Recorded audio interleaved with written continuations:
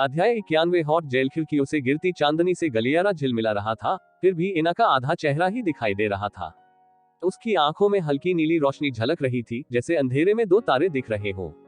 एना दरवाजे के खिलाफ झुक गई। उसका अधिकांश शरीर छाया में छिपा हुआ था, लेकिन उसकी रूपरेखा अभी भी दिखाई दे रही थी। अच्छे पोषण ने उसके पिछले पतले और दुबले शरीर को पूरी तरह से बदल दिया था, इसे एक वयस्क महिला के शरीर में बदल दिया।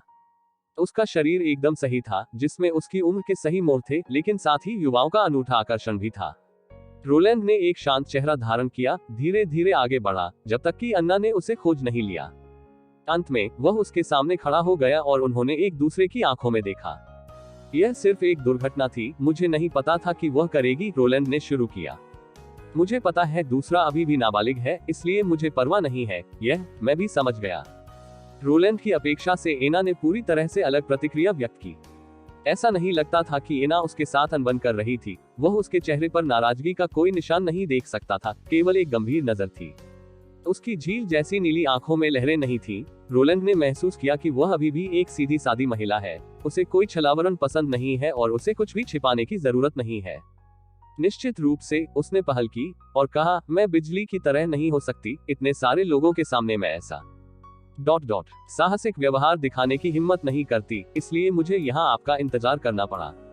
इस वाक्य के बाद उसके गालों पर लाली का स्पर्श आ गया, लेकिन फिर भी वह पीछे नहीं हटी और उसकी आंखें अभी भी सीधे रोलैंड के गालों पर टिकी थी। उसके लुक को अतुलनीय रूप से गंभीर भी कहा जा सकता है। दो धड़कनों के लिए रोलैंड का दिल धड़क उठा। वह कुछ कहना चाहता था, लेकिन उसे लगा कि इस समय वह जो कुछ भी कह सकता है वह व्यर्थ होगा। वह लाइटनिंग की हरकत को बुरा मान सकती है, लेकिन दुखी होना या शिकायत करना उसके अभिनय का तरीका नहीं था। वह बस अपनी भावनाओं को व्यक्त करती थी। उन्होंने सोचा कि ईमानदार और मेहनती बच्चों को अस्वीकार नहीं किया जाना चाहिए।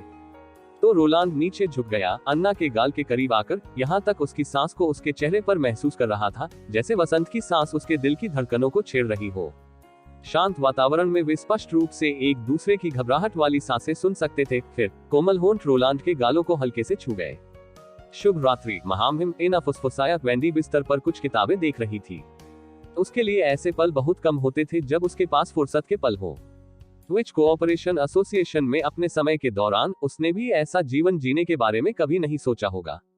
उसे शहर में रहते हुए ज्यादा समय नहीं हुआ था, लेकिन उसने पहले ही आदत विकसित कर ली थी। सोने से पहले वह अपने शरीर को साफ कर लेती थी, और फिर वह एक रेशमी गाउन पहनती थी जो कमर के चारों ओर नहीं बंधा होता था और न ही बटन लगा होता था।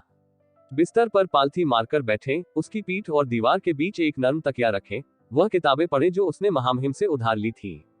लाइटनिंग को आराम करने में उसे काफी समय लग गया था, इसलिए बाद में उसका उत्सव जारी रखने के लिए पीछे के बगीचे में लौटने का इरादा नहीं था, और इसके बजाय उसने खुद को धोया और बिस्तर पर चली गई।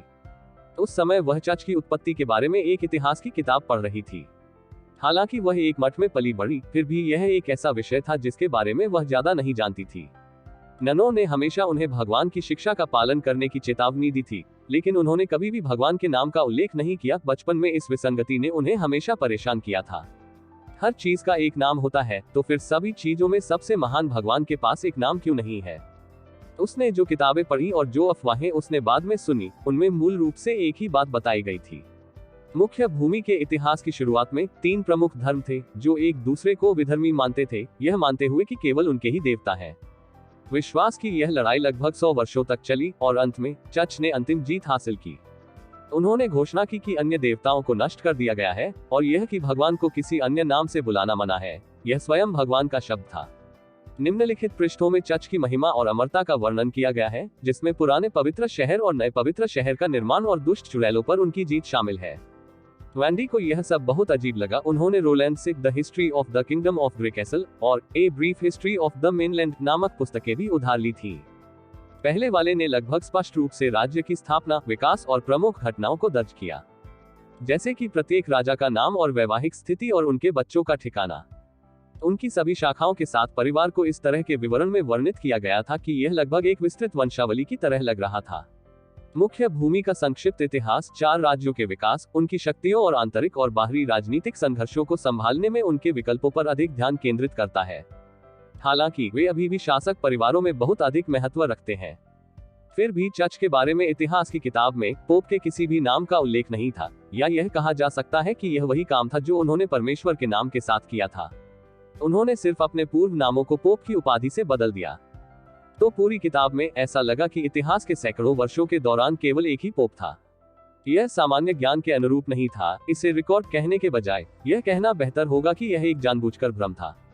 इसी समय बुलबुल अचानक वेंडी के कमरे में प्रकट हुई। जब वेंडी ने उसे खोजा तो उसने अपनी किताब नीचे रख दी और दूसरे को दिलचस्पी से देखा। पहले ही इतनी देर हो चुकी है और अब तुम मुझसे बात करने के लिए स्वतंत्र हो। बुलबुल ने अपनी तनी हुई गर्दन को सहलाया और बिस्तर के पास जाकर बैठ गई। मैंने अभी अभी नाना को घर लाने का अपना काम पूरा किया है। तुमने लाइटनिंग के साथ क्या किया? रास्ते में वह अपने पिता के बारे में लगातार बात कर रही थी। फिर भी जब वह बिस्तर पर आई तो वह तुरंत सो गई। मुझे उसे कुछ कहानियां पढ़ने की जरूरत भी नहीं पड़ी। वेंडी ने कंधे उचकाए। वह हमेशा ऐसे काम करती है जैसे वह पहले से ही एक बड़ी लड़की है, लेकिन सच में वह अभी भी एक छोटी बच्ची है। तुम्हारी नजरों में हर कोई अभी भी बच्चा है, बुलबुल ने चिढ़ाते हुए कहा और वह किताब ले ली जो वेंडी के हाथ में पहले से थी। हिज रॉयल हाइनेस ने कहा था कि आपको रात में नहीं पढ़ना चाहिए, विशेष रूप से यह कि आपको बिस्तर पर बैठकर नहीं पढ़ना चाहिए। प्रकाश पर्याप्त अच्छा नहीं है और इससे आपकी आंखों को चोट पहुंचेगी। हाँ, महाराज ने ऐसा कहा था। दोनों में काफी देर तक बातें होती रहीं। उन्होंने उस समय के बारे में बात की जब उन्होंने सिल्वर सिटी से इम्पेसेबल माउंटेन रेंज तक एक साथ यात्रा की। क्या हुआ जब उन्होंने जल्द ही मारे जाने वाले चुड़ैलों के बारे में सुना, कैसे वे राक्षसों के महीनों से बच गए। बुलबुल के पास कहने के लिए बहुत कुछ था, इतना अधिक कि वेंडी कभी कभार ही एक या दो वाक्यों में बोल पाती थी। पिछले 5 वर्षों के दौरान ये दोनों इतने अविभाज्य थे कि उन्होंने एक दूसरे के बीच एक मौन समझ विकसित कर ली थी। इस तरह धीरे धीरे समय बीतता गया और अंततः मोमबत्तियां बुझने वाली थीं। यह देखकर वेंडी हंसने लगी और पूछा, यह कैसा है? क्या आज बिजली की हरकतों की वजह से तुम्हें नींद नहीं आ रही है? तुम्हारी किस बारे में बोलने की इच्छा थी? यह और क्या हो सकता है? वेंडी मुस्कुराए और अपना सिर हिला दिया। वेरोनिका, हम चुड़ैल हैं, आपको पता होना चाहिए कि इसका क्या मतलब है। कोकिला चुप रही और लंबे समय के बाद भी उसे नहीं पता था कि क्या कहना है। ठीक है, यह भाग्य, कोई चुड़ैल नहीं थी जो इससे बच सके। वेंडी ने अपनी मुस्कान को दूर रखा, आह भरी और फिर कहा, रोलैंड विंबलडन यह राज्य का चौथा राजकुमार है और हमें यह सुनिश्चित करने के लिए हर संभव प्रयास करना होगा कि वह सिंहासन संभाले। फिर जब वह राज्य पर शासन करेगा तो वह हम बहनों को चच के खिलाफ आश्रय देने में सक्षम होगा। लेकिन इसका मतलब यह भी होगा कि वह राजा बन गया है और फिर वह समय आएगा जहां उसे किसी ड्यूक की बेटी या किसी दूसरे राज्य की राजकुमारी से शादी करनी होगी। तब उन्हें बच्चे होंगे, शायद एक या कई। यदि लड़का हुआ तो देश का अधिकारी होगा और यदि लड़की हुई तो उसका विवाह दूसरे कुलीन परिवार में कर दिया जाएगा। यहाँ वेंडी एक पल के लिए रुकी। नाइटिंगेल को तैयार होने का समय दिया क्योंकि उसे ऐसे शब्द कहने थे जो कोई चुड़ैल सुनना नहीं चाहती थी। वेरोनिका, हम चुड़ैल हैं, चुड़ैल बच्चों को जन्म नहीं दे सकती है। यहाँ तक सबसे आशावादी परिणाम के साथ, जहाँ एक सामान्य लोगों और हम चुड़ैलों के बीच कोई अंतर नहीं है, जहाँ हम महामहिम की मृत्यु के बाद भी राज्य के माध्यम से हर सड़क पर स्वतंत्र रूप से चल सकते हैं। उत्कृष्ट चुड़ैलों के कभी कभी समाज के ऊपरी रैंकों में प्रवेश करने का अधिकार प्राप्त करने के मामलों के साथ यहाँ तक रईसों के रूप में विहित किया जा सकता है। अभी भी हमेशा ऐसा ही रहेगा कि हम चुड़ैलों का कभी कोई वंशज नहीं हो पाएगा और बिना किसी वंशज के हम परिवार की महिमा को जारी रखने में असमर्थ हैं। इसलिए रईस किसी डायन से शादी करने पर विचार भी नहीं करेंगे। तो हम कुछ चीजें हासिल करेंगे, लेकिन साथ ही एक महत्वपूर्ण हिस्सा हमसे ले लिया जाएगा। यह हमारा भाग्य है। वह फुसफुसाए, काश मुझे आपको यह बताने की आवश्यकता नहीं होती। मैं देख रहा हूँ, कोकिला फुसफुसाई। जब कोकिला आखिरकार चली गई, वेंडी को इतना अच्छा नहीं लगा, लेकिन उसे विश्वास था कि बुलबुल अब भी इस झटके से उबर पाएगी। आखिर इतनी मुश्किलें तो वह पहले ही पार कर चुकी थी, वह इस दहलीज को भी जरूर पार कर पाएगी। इसमें से वेंडी आश्वस्त थी। रिपोर्ट अध्याय 92 सेना पुनर्व्यवस्था। इसके साथ हमारी सेवा अवधि समाप्त हो गई है ना?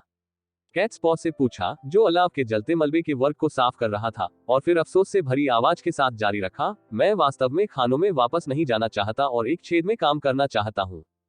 मुझे कहना होगा, मैं पहले से ही राक्षसों के महीनों को थोड़ा याद कर रहा हूँ।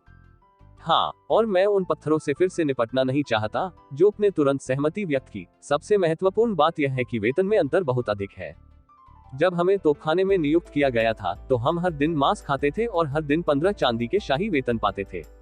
इस तरह के मूर्खतापूर्ण शब्द मत कहो। आसपास के प्रकाश को रोशन करने के लिए एक मशाल को ऊंचा करते हुए वान रा ने कहा, महामहिम ने हमें यह सब भोजन प्रदान किया ताकि कोई भी व्यक्ति राक्षसों के महीनों के दौरान भूख से मर न जाए। आपको केवल यह याद रखने की आवश्यकता है कि पिछले 2 वर्षों में क्या हुआ था। पुराने जिले के आधे लोग भी जीवित नहीं रह पाए थे। क्या आप इसे पहले ही भूल गए हैं? मैं इसे एक बार और कहूंगा, यह संभावना नहीं है कि टीम को भंग कर दिया जाएगा। महामहिम ने हमें तोपखाने की टीम में डाल दिया और हमें प्रशिक्षित करने के लिए इतना बारूद जलाया। क्या आपको लगता है कि यह सब अकारण था? लेकिन राक्षसों का महीना खत्म हो गया है, तो महामहिम को अभी भी तोपखाने की आवश्यकता क्यों होगी? झाड़ू पर झुकते हुए रोडनी से पूछा, ऐसा इसलिए है क्योंकि तोपखाना राक्षसी जानवरों के लिए नहीं है। वान र ने सोचा, लेकिन अंत में उसने जोर से कहा, जल्द ही हम और जानेंगे, कल हम जवाब सुनेंगे। उसने जम्हाई ली और फिर अपना हाथ लहराया अधीरता से। ठीक है, जल्दी से सब कुछ साफ करो, मैं जल्द ही बिस्तर पर वापस जाना चाहूंगा। अगली सुबह टीमों को इकट्ठा किया गया और वानर के पिछले बयान की पुष्टि की गई। जब सब लोग वहां थे, तो आयरन एक्स पंक्तिबद्ध टीम के सामने गया और जोर से बोला, आपने कार्य का पहला चरण पूरा कर लिया है, जो राक्षसी जानवरों के खिलाफ सीमावर्ती शहर की रक्षा करना था। 3 महीने और 6 दिनों की लड़ाई के बाद आप सभी ने महामहिम की पहचान अर्जित की। इस वजह से मिलिशिया को महामहिम की नियमित सेना में पदोन्नत किया जाएगा। लेकिन अगर आप और अधिक लड़ाई नहीं करना चाहते हैं, तो आपको बस खड़े होने और अभी जाने की जरूरत है। हिज हाइनेस ने कहा था कि जो कोई भी अब छोड़ता है, उसे आपके सभी बकाया भुगतान मिलेंगे और 25 सिल्वर रॉयल्स का अतिरिक्त भुगतान होगा। आयरन एक्स को एक पल के लिए सोचना पड़ा, फिर उसने कहा, ठीक है, सेवानिवृत्ति शुल्क। मिलिशिया के 300 सदस्यों में से कोई नहीं हिला, केवल बिल्ली के पंजे ने अपना हाथ उठाया और कहा, रिपोर्ट करो। यह भी उन अजीब नियमों में से एक था जिसे राजकुमार ने प्रशिक्षण के दौरान पेश किया था। किसी को भी निजी तौर पर कानाफूसी करने की अनुमति नहीं थी। अगर वे कुछ कहना चाहते थे तो उन्हें चिल्लाना था। आयरन एक्स ने सिर हिलाया। बोलो, नियमित सेना में पदोन्नत होने से आपका क्या मतलब है? क्या हम शूरवीर बन जाते हैं? वैन र खुद को हंसने से नहीं रोक सका, लेकिन उसने जल्दी ही फिर से एक गंभीर चेहरा बना लिया। शूरवीर बनना, इसका मतलब होगा अभिजात वर्ग का हिस्सा बनना, न केवल एक संपत्ति और एक वर्ग प्राप्त करना, बल्कि उनका अपना क्षेत्र भी। यह सवाल पूछकर उन्होंने तोपखाने के लिए वास्तव में बहुत कुछ खो दिया था। नहीं, आयरन एक्स ने जवाब दिया और धैर्यपूर्वक समझाना शुरू किया, क्योंकि उसने पहले भी महामहिम से पूछा था। नियमित सेना एक पेशेवर लड़ाकू बल है, जो केवल महामहिम और उनके क्षेत्र की सुरक्षा के लिए स्थापित की गई है। दूसरे शब्दों में, जब खदान में खनिक काम करते हैं, तो आपको प्रशिक्षण दिया जाएगा। जब किसान अपने गेहूं की कटाई करेंगे, तो आप प्रशिक्षण लेंगे। और जब व्यापारी अपना माल बेचते हैं, तब भी आप प्रशिक्षण ले रहे होते हैं। सारा प्रशिक्षण भविष्य की सभी लड़ाइयों को जीतने के लिए है, जैसे आपने राक्षसों के महीनों के दौरान राक्षसी जानवरों के खिलाफ किया था। फिर नियमित सेना और मिलिशिया में क्या अंतर है? बिल्ली का पंजा पूछा। अधिक लगातार प्रशिक्षण, सख्त प्रशिक्षण के तरीके और एक बड़ा इनाम। प्रतिवेदन। यह सब सुनकर रोडनी खुद को रोक नहीं सका और पूछा, बड़ा इनाम क्या मतलब है? वान प्र ने आह भरी, उसके युवकों का समूह इतना उतावला क्यों था? लेकिन पूरी ईमानदारी से वह भी इस जवाब को जानना चाहेंगे। नियमित सेना को एक अधिकारी के नेतृत्व वाली संरचना मिलेगी और लड़ाई के दौरान पिछली योजना के अनुसार अपने दिए गए कार्य को पूरा करने वाले सैनिकों को पदोन्नति का मौका मिलेगा और असाधारण रूप से अच्छा प्रदर्शन करने वाले सैनिकों को, आयरन एक्स ने कहा, उदाहरण के लिए, मेरे पद पर आसीन हो सकता है। यदि हिज हाइनेस ने यही कहा होता, वैन प्र ने अपने मन में सोचा, और जिस तरह से वे इसे लागू करते हैं, तो यह बेहतर होगा कि किसी के वरिष्ठ को नाराज न किया जाए। ठीक है। उसने चुपचाप चारों ओर देखा। ऐसा लगता था कि किसी को भी सामान्य समस्या का एहसास नहीं हुआ। इसके बजाय वे अभी भी गहरी रुचि और आनंद के साथ सुन रहे थे।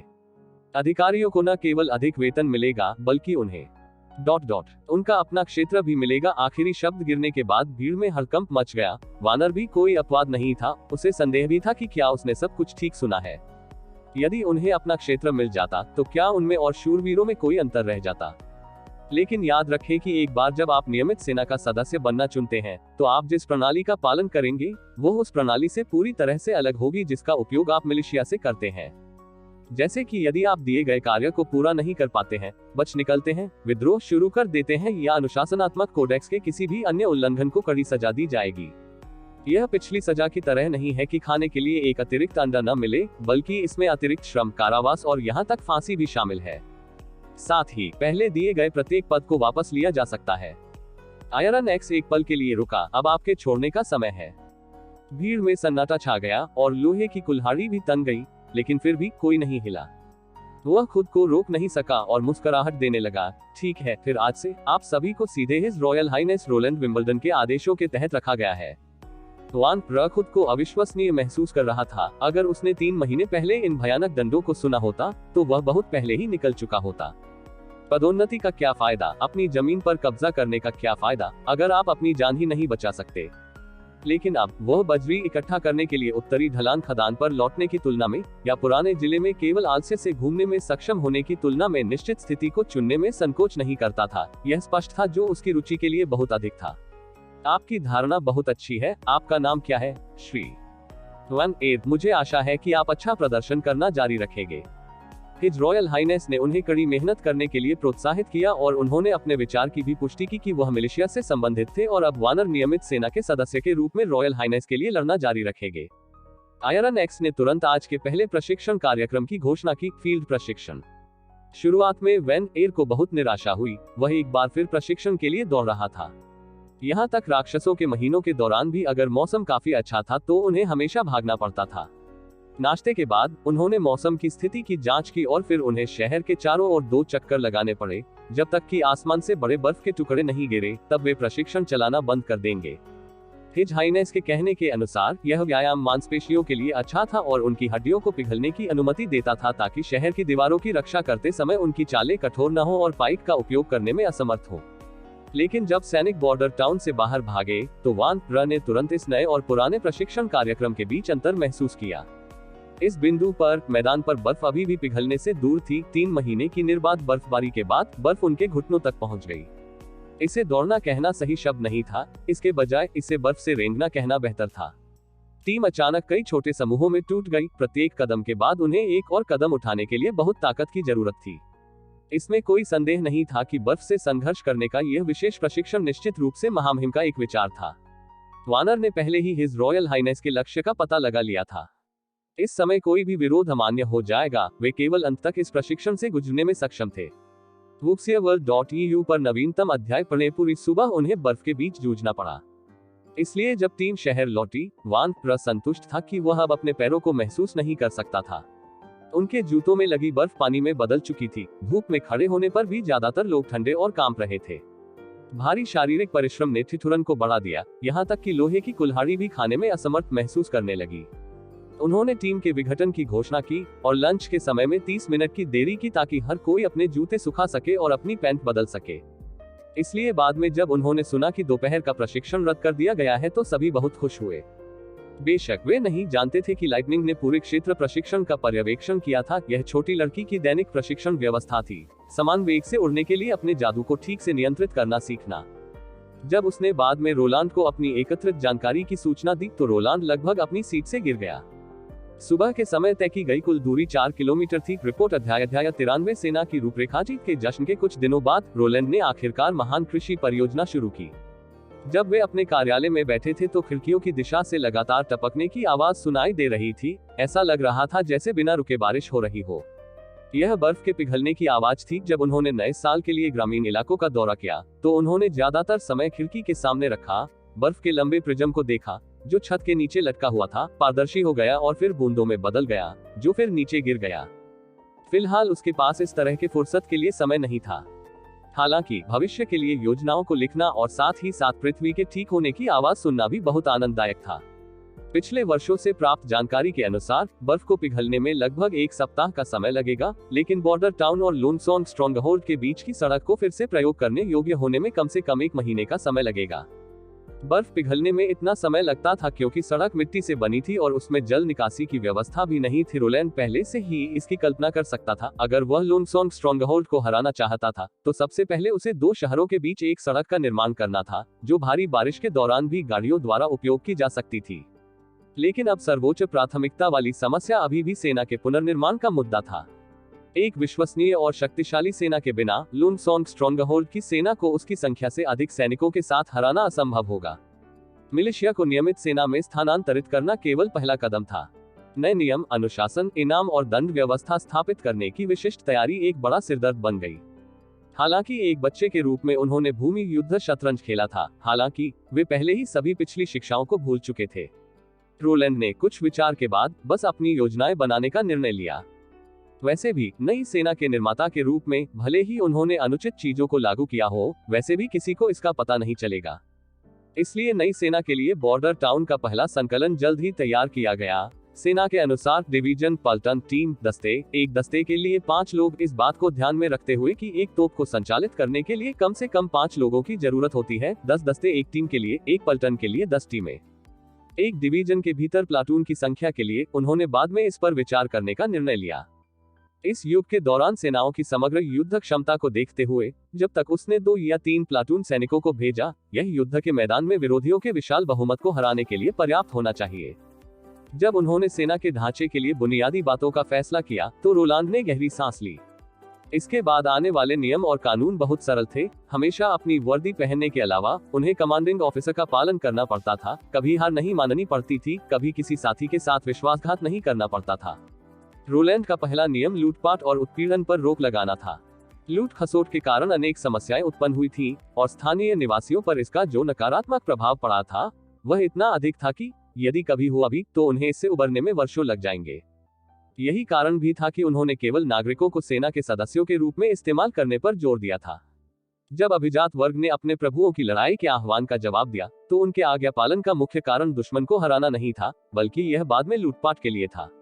या दूसरे शब्दों में, मुख्य कारण उन्होंने युद्ध के आह्वान का पालन किया, एक दुश्मन के धन और क्षेत्र को लूटना था, बेशक इसमें उस क्षेत्र के निर्दोष नागरिक भी शामिल थे।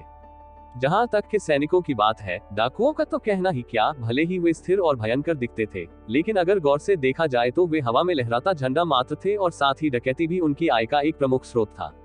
अतः इन लोगों से सैनिक अनुशासन की आशा करना व्यर्थ था। केवल नागरिकों से निर्मित सेना ही अन्य नागरिकों को वध किए जाने वाले मेमनों के रूप में नहीं देख पाएगी। बेशक केवल अनुशासन और नैतिक संयम पर निर्भर रहना ही काफी नहीं था। मैदान में लंबे दिनों के बाद प्रत्येक निरंतर जीत के साथ लालच का दिल बड़ा होता जाता था। इसलिए दिए गए पुरस्कारों को हमेशा लालच में रहना पड़ता था। केवल इस तरह से वह लूटपाट और अन्य अवैध व्यवहारों को रोक सकता था। इनाम को पर्याप्त रूप से भव्य बनाने के लिए रोलैंड ने सबसे बड़ा इनाम देने का फैसला किया, अपना क्षेत्र प्राप्त करना। जब तक उन्होंने युद्ध के दौरान महान गुण प्राप्त किए, तब तक वे अपना क्षेत्र प्राप्त कर सकते थे। रोलैंड में कई लावारिस क्षेत्र थे। इस तरह बॉर्डर टाउन और लोन सॉन्ग स्ट्रॉन्गहोल्ड के बीच की भूमि को धीरे धीरे पुनः प्राप्त किया जा सकता था। चूंकि सभी भूमि का 90% से अधिक भाग अभिजात वर्ग के सदस्यों का था, ऐसा पुरस्कार बिल्कुल आकर्षक था।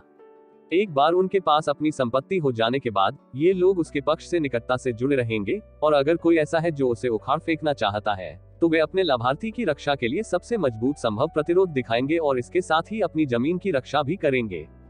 आखिरकार मानव जाति शब्दों और चाबुकों से नहीं, बल्कि अपने स्वयं के लाभों से प्रेरित थी।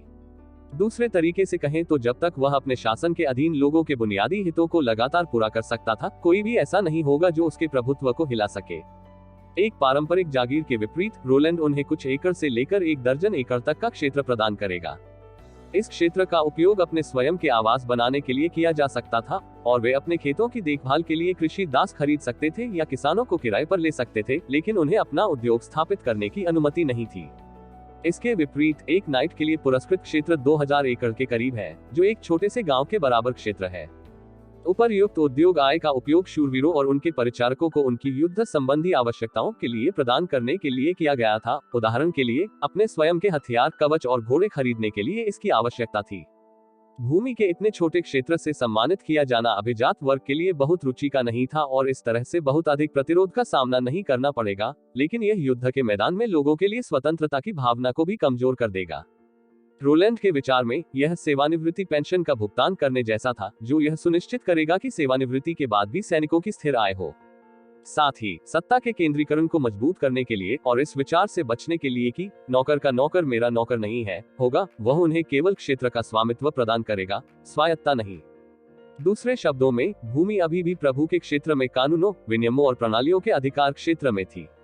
एक तरह से वे किसानों की भावी पीढ़ी की नींव बनेंगे। इनाम प्रणाली की अवधारणा लिखने के बाद रोलैंड ने एक ब्रेक लिया और अपने शरीर को फैलाया। फिर अंत में वह अपनी विशेषज्ञता के क्षेत्र में एक क्षेत्र के बारे में सोचना शुरू कर सकता है, R&D हथियार। फ्लिंटलॉक निर्माण की बढ़ती गति के साथ बंदूकधारियों की रक्षा के लिए स्पीयरमैन का उपयोग जारी रखना जनशक्ति की बर्बादी लग रहा था, इसलिए बाद वाले को हाथापाई की लड़ाई में स्वतंत्र रूप से लड़ने की क्षमता की आवश्यकता थी। इस समस्या का एक बहुत ही आसान समाधान था, वह था फ्लिंटलॉक में संगीन जोड़ना। रोलैंड को उम्मीद नहीं थी कि उसके अपने आदमी पहल करेंगे और क्लोज रेंज कॉम्बैट में शामिल होंगे। इसके बजाय उनके पास केवल खुद का बचाव करने की क्षमता होनी चाहिए। अगर बंदूक की शक्ति दुश्मन के साहस को पूरी तरह से नष्ट करने में सक्षम नहीं थी, और उन्होंने एक शुरुआत की। हताश हमला संगीन जैसे हथियार का निर्माण करना इतना मुश्किल नहीं था। इसे समझने में आसान शब्दों में वर्णित करना, यह सिर्फ एक तेज शंकु था और मारक प्रभावशीलता को और बेहतर बनाने के मामले में वह इसमें एक रक्त नाली भी जोड़ सकता था। मुख्य भाग संगीन और बंदूक के बीच का संबंध था। पहली संगीन एक ब्लेड थी जो एक पतली लकड़ी के खंभे से जुड़ी थी, जिसे सीधे बंदूक की बैरल में डाला जा सकता था। इस निर्माण का लाभ यह था कि यह काफी सरल था, नुकसान भी बहुत स्पष्ट था। अगर संगीन का इस्तेमाल किया गया तो बंदूक आग लगाने में असमर्थ थी, और इसके अलावा अगर इसका इस्तेमाल किसी को छुरा घोंपने के लिए किया जाता था तो यह हो सकता था कि संगीन शत्रु के शरीर में फंस जाते हैं। इसलिए रोलैंड का इरादा बेहतर दूसरी पीढ़ी की संगीन आवरण प्रकार की संगीन का उत्पादन करना था। संगीन में ब्लेड के हैंडल में एक लोहे का आवरण लगा हुआ था। आंतरिक आवरण का व्यास अंडाकार बैरल से थोड़ा बड़ा था। wuxia-world.eu पर नवीनतम अध्याय पढ़ने। बैरल के शीर्ष पर एक छेद के साथ लोहे के टुकड़े को वेल्ड करने के लिए केवल एक की जरूरत है। बैरल के शीर्ष पर संगीन को प्लग करने और छेद में भरने के बाद यह तय हो जाएगा। ब्लेड का एक त्रिकोणीय आकार था जिसमें 3 तेज ब्लेड थे। अगर शरीर में छेद किया जाता तो यह गिरता नहीं था और यह घाव को भरने में भी मुश्किल छोड़ देता था। संगीन की स्थापना के बाद संगीन बैरल की तुलना में थोड़ी लंबी होगी और इसलिए लोडिंग प्रक्रिया को भी जटिल करेगी, लेकिन एक तय संगीन की तुलना में बड़े पैमाने पर उत्पादन के लिए यह बहुत सरल था। जब तक एक नमूना था, कोई भी लोहार इसे पुनः उत्पन्न करने में सक्षम था। लेकिन युद्ध में संगीन को एक महत्वपूर्ण भूमिका निभाने में सक्षम बनाने के लिए सैनिकों को इसका उपयोग करने के तरीके को प्रशिक्षित करना महत्वपूर्ण था। लेकिन रोलांड स्वाभाविक रूप से इसके बारे में कुछ नहीं जानता था। सौभाग्य से उसे याद आया कि उसके मुख्य शूरवीर ने एक बार शेखी बघारी थी कि वह किसी भी हथियार का उपयोग करने में सक्षम था। तो उसे बस उसे ढूंढना था और उसे दूसरों को सिखाना था कि संगीन से कैसे लड़ना है। संगीनों के बारे में अधिक जानकारी के लिए ऐसा लगता था कि वे हर समय गिर जाते हैं। रिपोर्ट अध्याय 94 विनाश के लिए किसी कारण की आवश्यकता नहीं है। तोपखाने का उत्पादन भी तेजी से आगे बढ़ रहा था। तोपों के उत्पादन का दूसरा दौर पहले ही ड्रिलिंग चरण में प्रवेश कर चुका था, जबकि तीसरा दौर अभी भी सामग्री संग्रह चरण में था। यदि वह भाग्यशाली रहा तो रोलांड के पास 1 महीने के बाद 4 12 पाउंडर्स का एक शानदार लाइनअप हो सकता है।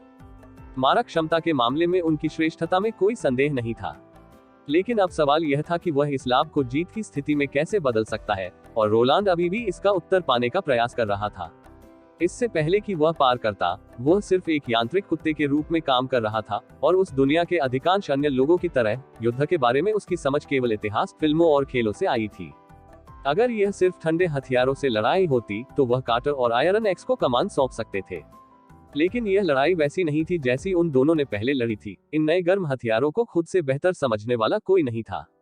ऐसा होने पर वह केवल उनके पास मौजूद ज्ञान को इकट्ठा कर सकता था और बाद के युग से अपने ज्ञान के अतिरिक्त उस नींव पर अपनी योजनाएं बना सकता था।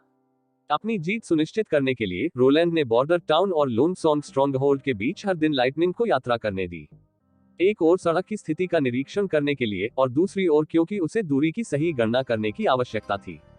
रोलैंड का मानना कि युद्ध में जीत पिछली एकत्रित सूचनाओं और गणनाओं की नींव पर आधारित थी। चाहे वह एक सामरिक विकास था या युद्ध के प्रत्येक चरण की कटौती, युद्ध में जीत प्राप्त करना इन 2 बिंदुओं से अविभाज्य रूप से जुड़ा हुआ था। रोलैंड ने एक बार फिर 1 मीटर लंबे लोहे के पाइप और 100 मीटर लंबी भांग की रस्सियों को अपने तोपों की फायरिंग रेंज निर्धारित करने के लिए बनाया था। फिर वह बॉर्डर टाउन के पश्चिम में तोपखाना परीक्षण क्षेत्र में गया और उनसे 1 किलोमीटर की दूरी नापी। फिर उसने लाइटनिंग को इतनी दूरी तक उड़ने दिया ताकि वह इसे हमेशा उतने ही समय में पूरा करे। जब उसने कुशलता से ठीक याद कर लिया था कि कितना जादू इस्तेमाल करना है, तो रोलांड ने लोनसॉन्गगढ़ और सीमावर्ती शहर के बीच की दूरी को मापना शुरू किया। एक राउंड ट्रिप के लिए आवश्यक समय को मापने के लिए एक सुंडियल का उपयोग करते हुए उन्होंने गणना की कि दोनों स्थानों के बीच की दूरी 55 किलोमीटर के आसपास थी। बेशक यह 2 बिंदुओं के बीच की रैखिक दूरी थी। वास्तव में यदि भूमि से यात्रा करते हैं तो आपको दुर्गम पर्वत श्रृंखला की तलहटी को पार करने से बचने के लिए 2 बड़े मोड़ लेने होंगे। तो इस मामले में कि ड्यूक भूमि से हमला करना चुनते हैं, उन्हें सीमावर्ती शहर तक पहुंचने के लिए कम से कम 3 दिन की आवश्यकता होगी। एक स्काउट के रूप में लाइटनिंग के साथ रोलैंड हमेशा एक स्पष्ट विचार रखने में सक्षम होगा कि दुश्मन कहां है और उसे क्या करना है। बॉर्डर टाउन के पश्चिम में 2 किलोमीटर की सीमा के भीतर उसने दूरी का संकेत देने के लिए कई सिग्नल फ्लैग डाले थे। इसलिए यदि दुश्मन इस क्षेत्र में प्रवेश करता है तो उसका तोपखाना टेस्ट शॉट फायरिंग की आवश्यकता के बिना थूथन कोन को जल्दी से समायोजित कर सकता है। अब उसे चिंता होने लगी कि यदि दूसरा दल आक्रमण न करे तो क्या करे। इसी समय दरवाजे से दस्तक की आवाज आई। कोकिला, जो हर समय सोफे पर लेटी मछली के सूखे टुकड़े चबाती रहती थी, गायब हो गई। यह देखकर रोलैंड 2 बार खांसा और बोला, अंदर आ जाओ। दरवाजा खुला और उनके सहायक मंत्री बारोव ने कदम रखा। महामहिम, लुनसोंग स्ट्रॉन्गहोल्ड के अभिजात वर्ग के एक सदस्य आपसे मिलना चाहते हैं।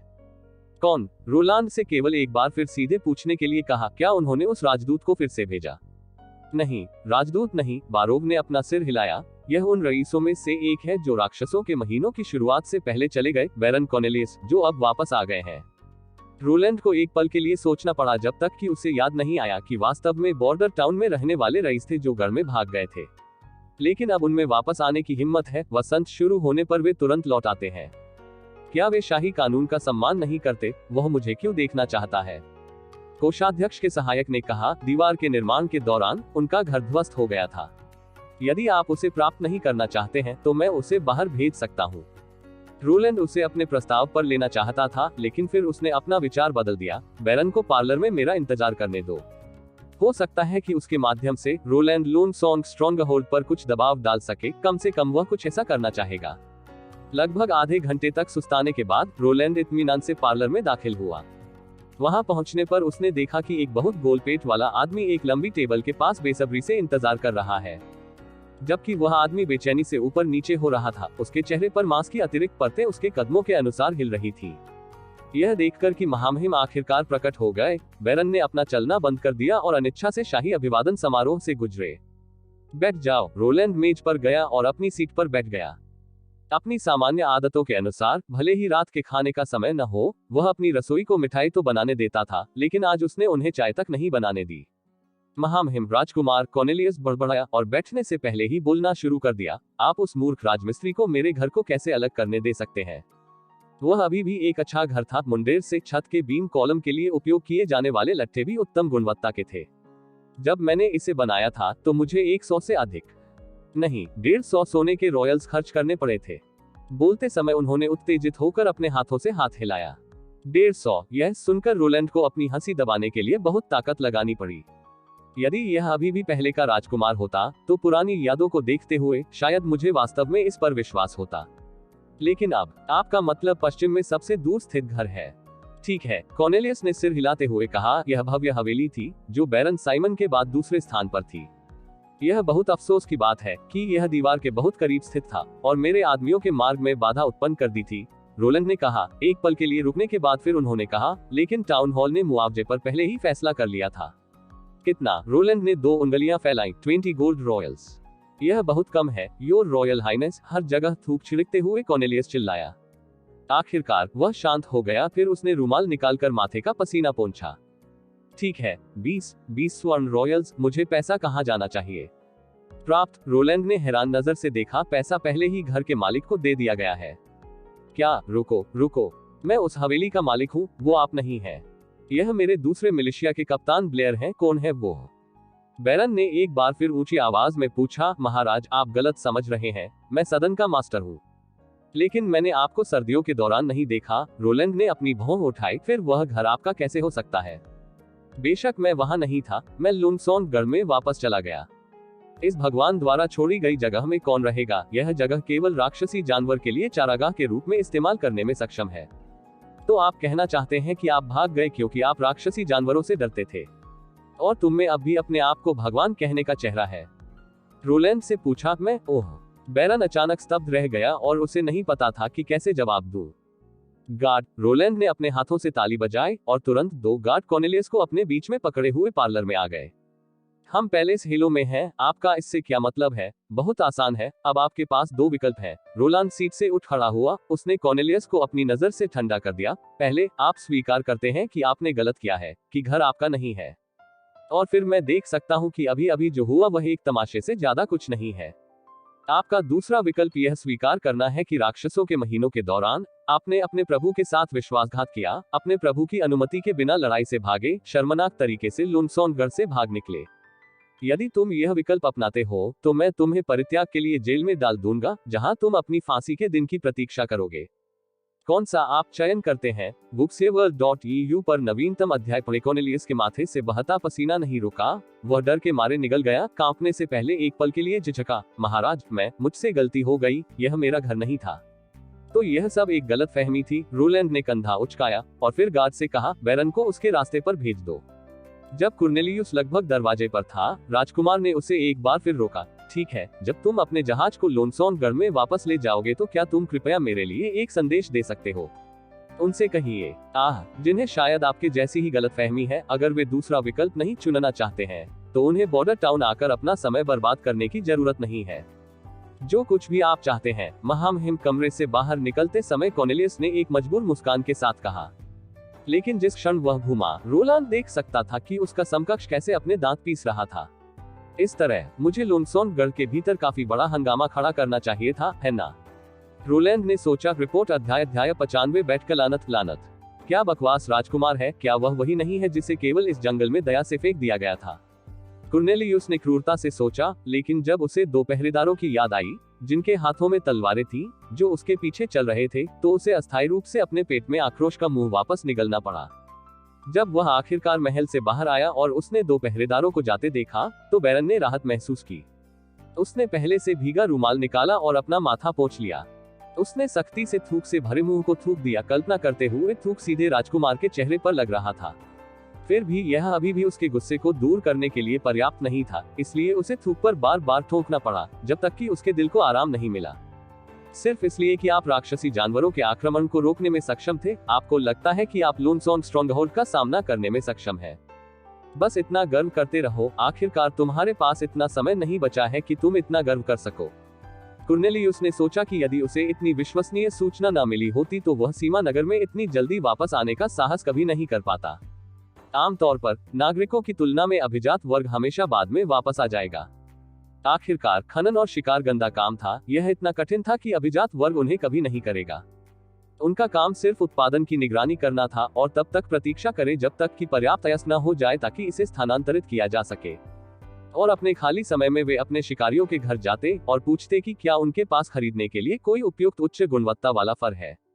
लेकिन इस साल स्थिति पूरी तरह से अलग थी। कॉर्नेलियस ने वित्तीय निदेशक सर रेनॉल्ड्स से सुना था कि ड्यूक रयान चौथे राजकुमार को सीमावर्ती शहर से बाहर निकालने के लिए तैयार था। यह ग्रेकासल के राजा के लिए विश्वासघात नहीं था, इसके बजाय वे समर्थन कर रहे थे टिमोथी विंबलडन। नए राजा से एक आदेश, रोलैंड विंबलडन अब सीमावर्ती शहर का भगवान नहीं है, और यदि वह एक नए क्षेत्र में फिर से नियुक्त होना चाहता है तो उसे पहले राजा के कार्यालय में वापस जाना होगा।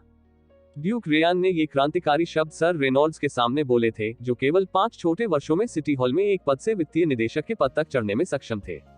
यदि उनका रिश्तेदारों के रूप में दूर का रिश्ता नहीं होता, और अगर उसने उसे हर साल 2 उच्च गुणवत्ता वाले फर नहीं भेजे होते, तो कॉर्नेलियस कभी भी यह नहीं जान पाता कि पश्चिम के प्रभारी लोगों के दिमाग में क्या चल रहा है।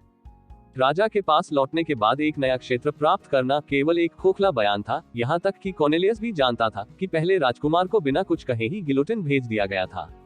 तो अगर चौथा राजकुमार वापस चला गया तो क्या नया राजा उस पर दया करेगा? संदेह के बिना पश्चिम की सीमा ड्यूक रयान के शासन में थी। एकमात्र सवाल यह था कि क्या वह राजा टिमोथी के आदेश की प्रतीक्षा करेगा या यदि वह इसके बिना कार्य करेगा। हालांकि जब ड्यूक रयान ने अभिनय करने का फैसला किया तो रोलैंड विंबलडन और बेघर कुत्ते के बीच कोई अंतर नहीं होगा। यही कारण था कि कॉर्नेलियस सीमावर्ती शहर में भाग गया था। पहला कारण स्वाभाविक रूप से जल्द फुर्सत प्राप्त करना था, लेकिन उसका दूसरा कारण अपने घर को बिक्री के लिए रखना था। पहला बिंदु जो उसने सोचा वह एक बहुत ही चतुर विचार था। जबकि पिछले वर्षों में नागरिक शरण लेने के लिए लोनसोनगढ़ में भाग गए थे, उनकी सूची स्वाभाविक रूप से खाली थी, इसलिए वर्ष की शुरुआत में। लेकिन इस साल वे सीमावर्ती शहर में पूरे समय रहे, निश्चित रूप से कुछ सामान उन्हें प्राप्त होगा, है ना? इसलिए न केवल वह एक छोटा सा भाग्य बना सकता था, बल्कि वह रेनॉल्ड्स को कुछ पारिवारिक धर्मपरायणता भी दे सकता था। दूसरा बिंदु यह था कि कॉर्नेलियस ने रेनॉल्ड्स से उसे सिटी हॉल के भीतर जगह देने के लिए कहा था। हालांकि यह सिर्फ काम में व्यस्त था, लेकिन यह इस शापित गरीब जगह में रहने से बेहतर था। और चूंकि उसे अब अपने घर की आवश्यकता नहीं होगी, उसे यथाशीघ्र इसे बेच देना चाहिए। कौन जानता है कि ड्यूक रयान कब अपना हमला शुरू करेगा? हो सकता है कि यह अनियंत्रित भाड़े पर हमला करे और उसके घर को जला दे, जिससे उसे बड़ा नुकसान हो। लेकिन उन्होंने कभी नहीं सोचा था कि भाड़े के सैनिकों द्वारा घर को नहीं जलाया गया था, बल्कि इसे सीधे चौथे राजकुमार द्वारा हटा दिया गया था। जब बैरन ने इस तथ्य के बारे में एक बार फिर सोचा, तो उसने गुस्से में अपने दांत पीस लिए। यह मेरे सबसे अच्छे घरों में से एक था। हालांकि 150 स्वर्ण रॉयल्स एक अतिशयोक्ति थी, लेकिन इसमें कम से कम 30 गोल्ड रॉयल्स का मूल्य था। जल्दी धन प्राप्त करने के लिए उसने अपनी पीठ भी झुका ली थी और अनिच्छा से 20 स्वर्ण रॉयल स्वीकार कर लिए थे। लेकिन तब महाराज ने भी उसके साथ ऐसा सनकी व्यवहार किया। उन्हें अपने सिक्के देने के बदले दलबदल की धमकी भी दी गई। क्या वह नहीं जानता है कि हर साल राक्षसों के महीनों की शुरुआत तक सभी रईसों को लुनसोंग स्ट्रॉन्गहोल्ड की ओर खाली कर दिया जाता है। एक मिनट रुकिए, कॉर्नेलियस अचानक धीमा हो गया, ऐसा लगा कि कुछ गड़बड़ है। हालांकि उसने पहले चौथे राजकुमार के बुरे चरित्र के बारे में सुना था। राजकुमार हमेशा बिना सोचे समझे काम कर रहा था। उसने बैरन साइमन की पत्नी के साथ भी बदतमीजी की जब वह बॉर्डर टाउन में आया था। बाद में यह लंबे समय तक एक निजी मजाक बन गया, लेकिन आज उन्हें राजकुमार से जो प्रभाव मिला वह उनकी जानकारी से मेल नहीं खाता था। राजकुमार कभी क्रोधित नहीं हुआ था और न ही उसने बेशर्मी से काम किया था। इसके बजाय वह खुद कॉर्नेलियस था जिसने खराब चरित्र दिखाया था और पूरी तरह से तुकबंदी या तर्क के बिना काम किया था। पूरी बातचीत के दौरान दूसरा पक्ष लगातार उसी लहजे में बोलता रहा। तो आज्ञाकारी रूप से अपना घर छोड़ने के बाद भी वह इतना डरा हुआ क्यों था? यदि उसने कहा होता कि घर उसका अपना है, तो क्या राजकुमार सचमुच उसे मार डालता या नहीं? ठीक है, कॉर्नेलियस खुद को कपकपी से नहीं रोक सका, उसके माथे पर पसीना पीछे हट गया। अब पूर्व निरीक्षण में जब उसने राजकुमार का सामना किया तो उसे भ्रम था कि वह इसके बजाय ड्यूक रयान के साथ बात कर रहा था। बैरन ने अपना सिर जोर से हिलाया, अपने दिमाग के पीछे इन अप्रिय यादों को खोजने की कोशिश कर रहा था। वैसे भी चौथा राजकुमार केवल कुछ दिनों के लिए गर्व महसूस करेगा। जल्द ही ड्यूक रयान बॉर्डर टाउन को अपने शासन में वापस लाएंगे और फिर महामहिम रोलैंड विंबलडन को भी ग्रे कैसल में वापस ले जाया जाएगा। मुझे उस पर अच्छी हंसी आएगी। शायद वे 20 गोल्ड रॉयल्स खो गए थे, लेकिन अंत में ड्यूक रयान अभी भी अपने लिए बदला लेना चाहेगा।